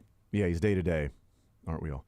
But somebody said, one of the doctors on there said, Boston fans should be familiar with this, i.e., Curt Schilling's bloody Wow. sock. I'm like, yeah, Curt He Schilling's painted that thing, right? Curt Schilling's ketchup sock. Let's call a spade here, okay? Now, if Kristaps goes out there and has bloody sock, I'll believe Curt Schilling. It's what the doctor that I can't find the tweet anymore. Because I hadn't found the tweet of the 32, or else we're both a bunch of liars. Yes. Apparently. No, you're fine. We just can say whatever we find on Twitter. It's fine. One of the doctors that does a lot of sports medicine on Twitter said 3 likely scenarios, in my opinion, regarding the leg injury. 1, allowing him to play just limited minutes. 2, sitting Game 3. Outcome of returning depending on results of Game 3. 3, shutting him down for the season. Yeah, I found this. Says he's going to need surgery regardless of the outcome. He is at an increased risk for further injury of the left ankle. And he's also at an increased risk of re-injury to his right ankle with this particular injury. So it's not like, hey, it's a pain tolerance, you're not going to hurt it worse. No, you can hurt it worse. You can make it worse. You can also make your other ankle worse. But you could also could be a pain tolerance thing, and you play limited minutes, and you have some sort of an impact the rest of the series. Dr. Jesse Morse, who Same guy. Yep. Same guy. Yeah. Says, how rare is this? There's only been 32 documented cases in the world, according to a 2006 study. So that's 18 years ago. Is Chris Schilling one of them? Is Curt Schilling Curt Schilling one of them? Sorry. No, actually, Chris Schilling was one of them. It was just a random guy named Chris Schilling. So some study What are was the done. odds? No relation. Some study was done, and in 2006, up to that point, only 32 had been documented. So Documented? documented. So I that's wanted to fine. pull a Mick. That's so. fine. Why is that a Mick? Why isn't that a Sterling? Huh? Why isn't that a Jason? Why are you going to take a shot at Mick? Just because if Mick wasn't here, you wouldn't be saying that. At least you say it right to his face, though. That's good. I'm not scared of him. So 30, around 30 ever, or since 2006. They should right? name it after Kristaps. Yeah, I got a Kristaps. That's right. It's Porzingis. I Well, pulled if it's my a Porzingis. but if it's the Curt Schilling, then it would be Curt Schilling. It's already got his name. It's a bloody sock. But if he doesn't have a bloody sock tonight and he plays, then I'm sorry, Curt. You know. By the way, Kyrie is going to take over tonight. Well, yeah, Just because throw they that don't out have the inside presence anymore. Like that's what was bothering the Mavericks is that Kristaps actually had a defensive presence at the rim, so it's stopping the lobs. And Boston was sticking more to the outside shooters. So when you come in, you can't get the lobs because Kristaps is athletic enough. Kristaps playing? Well, he played a decent amount They're to where stopping the lobs the entire series. Yeah, and a good portion This of that thing's is over. And this thing's over. They Remember need- when I said You said in 4, 5 right? games You said 5 for the last series, 5 games or less. Yeah. And you were like, "Oh no way, 6 games or more." I'm like, I feel like we're Yeah, not that the off. Pacers And you decided were- to bleep the bed Yeah. all 4 games. It was impressive. part of it, though. I decided to win. Yeah, it's part of it. Yeah, that is part of it. Yeah, it's part of it. I decided to be right on that. I'll find. So I'm gonna be right on this one. I'll let you know 5 or tonight. less. I feel like tonight's a big game, Mick. So I feel like after every game in a I 7 feel like game series, after the final- tonight, I'll have a good idea if the Like, series is okay, over or yeah. not. But Game before 3 is always a big one. Game 3 is a big one. I love that analysis. It's one of the biggest Great ones. Like Game 1 is incredibly important because you want to get off to a good start. Game 2. Have you considered Game 2 though? Right, but if you lose Game 1, you really do need Game 2. Or if you can win Game 2, how pivotal that would be to be up 2-0. And then, of course, Game 3 is vital because you're either down 2-0, you might be up 2-0, and you can essentially end the series. But if you're 1-1, that's a swing game. Yeah. You know. What about if it's Game 4 and it's 2-1? That's true because you don't want to fall behind 3-1 because now you got to win 3 in a row. So it's vital for you and to if get you that tie win. it up, 2-2. You have tied it up. That's exactly right. So Game 5 then becomes huge. Pretty It big becomes game. because if you're down 3-1, then you have to. It's literally a must-win game. Well, Game 6 then. Well, right? if it's 2-2 and if you win Game 5, then you just got to win one of the next two. Game It's 7 swing. surprisingly is it's a must-win game. It's not a as big must-win game. I don't feel like Game 7 is surprisingly. all that big of a deal because I feel like we've built up to that. I always hate it's when just they a do that game. on like just ESPN. Now this is a big game. Is it? It's Game 3 of the NBA Finals. Every single game's a big game. It's the NBA Finals. This is a spring training game. I would say when the Celtics win tonight, Game 4, which is probably in 2 weeks, the way the Friday. NBA goes. Jeez. Mahomes will be there. Oh, will he? Good. Game 4 would not be a big game for the Celtics. It's not a big game. That's probably true. Yeah, You're going home after Friday this. 3-0. That's You're what 3-0. it no It's longer not a becomes- big game. We'll try to beat them. But the if series, we don't, it's fine. But the series would have started because a start road after- team had finally won. So the series has yet to start. We'll see Hmm. if the series starts tonight. If Boston can win, if Dallas wins, I'm still waiting, sitting around waiting because the Still series waiting. starts once a road team wins, and that hasn't happened yet. So we'll see when the series gets underway. But I think we'll that have the that game. Mavs win tonight. You want to throw a little something on this, Mick?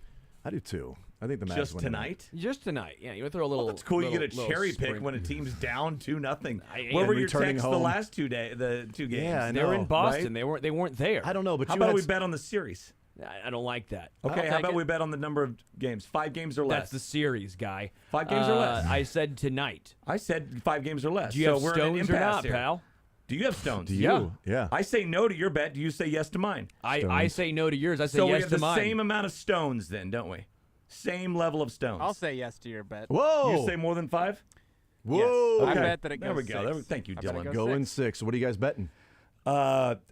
Pizza that you're never gonna deliver on for the ZOUs The most from last expensive time. drink that at a Quick bet Trip between I you I two? am can going to go get some trade from the sales guys, and I will put that up on How is that a bet between you guys that I have to pay? This sounds doesn't sound Do I advantageous get to me at all. Briscoe's ZOU now, or You already got Pay for Briscoe's ZOU, by getting Yeah, his? you didn't you? Yeah, for just the this- Royals, for right, the yeah. Royals one that we. But when paid he up. pays for 3 years ago, when he It's just lost, Chiefs. you don't get Just to eat. Royals and We'll Chiefs. sit in Royals front. and Chiefs. I did not lose 3 years ago.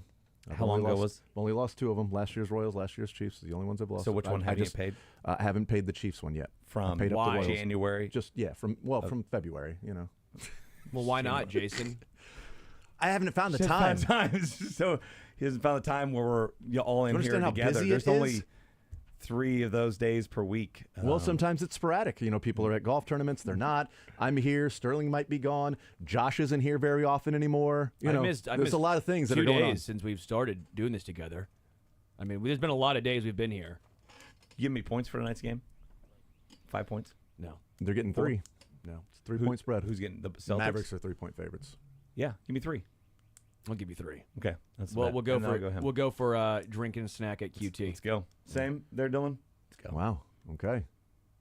That's fun. I'm on the Mavericks too, but that's good for Mick. So sorry, guys. I think the Mavericks are going to win. I mean, they've won 9 straight, and most of those have been without Porzingis. So, I mean, That is true. Most of them have. In fact, all of them but 2. yeah, 7 of the 9. 7 of the 9. We'll take a timeout. We'll come back, continue rolling, wrap up the show next.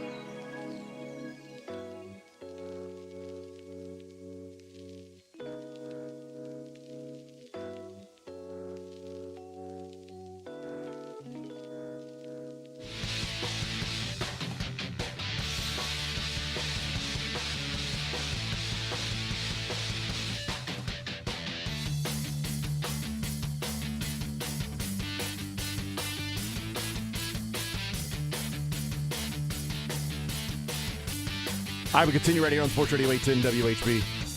Jason Anderson, Sterling Holmes, Mick Schaefer, Dylan Michaels heading up until 2 o'clock. Royals have 5 games left. Get them over with. In this stretch of 19 consecutive against teams in the playoffs. And 12 straight against first-place teams. Yeah. What's going to be 13. They got the break, Mother Nature. Still 12.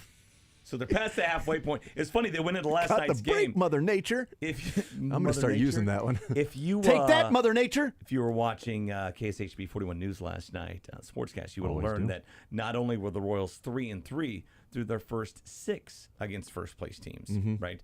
They'd also scored 34 runs and given up 34 runs. About that. Now, that changed a lot last night. Yeah, That losing changed by a lot. 9. Yes. Losing Quick by 11 math. the last couple of nights is rough. 44 to 35. FF.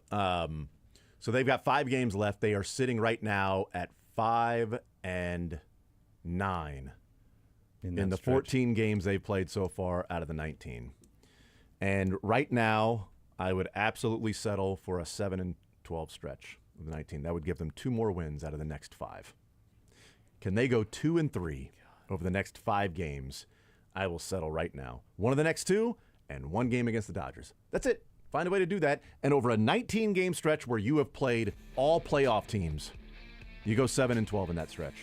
For a team that's coming off 100 losses and trying to be competitive and be in the conversation. 5-7 in the 12-game first-place stretch, too. Yeah, I will gladly take that because once the Dodgers series is over, the schedule lightens up considerably until the All-Star break. Yeah, I think you got another series with the Guardians. You do. There's a Guardians mixed in, but like the schedule over the stretch, it's like the White A's Sox and when you White need 'em. Sox and Guardians, and then need those guys.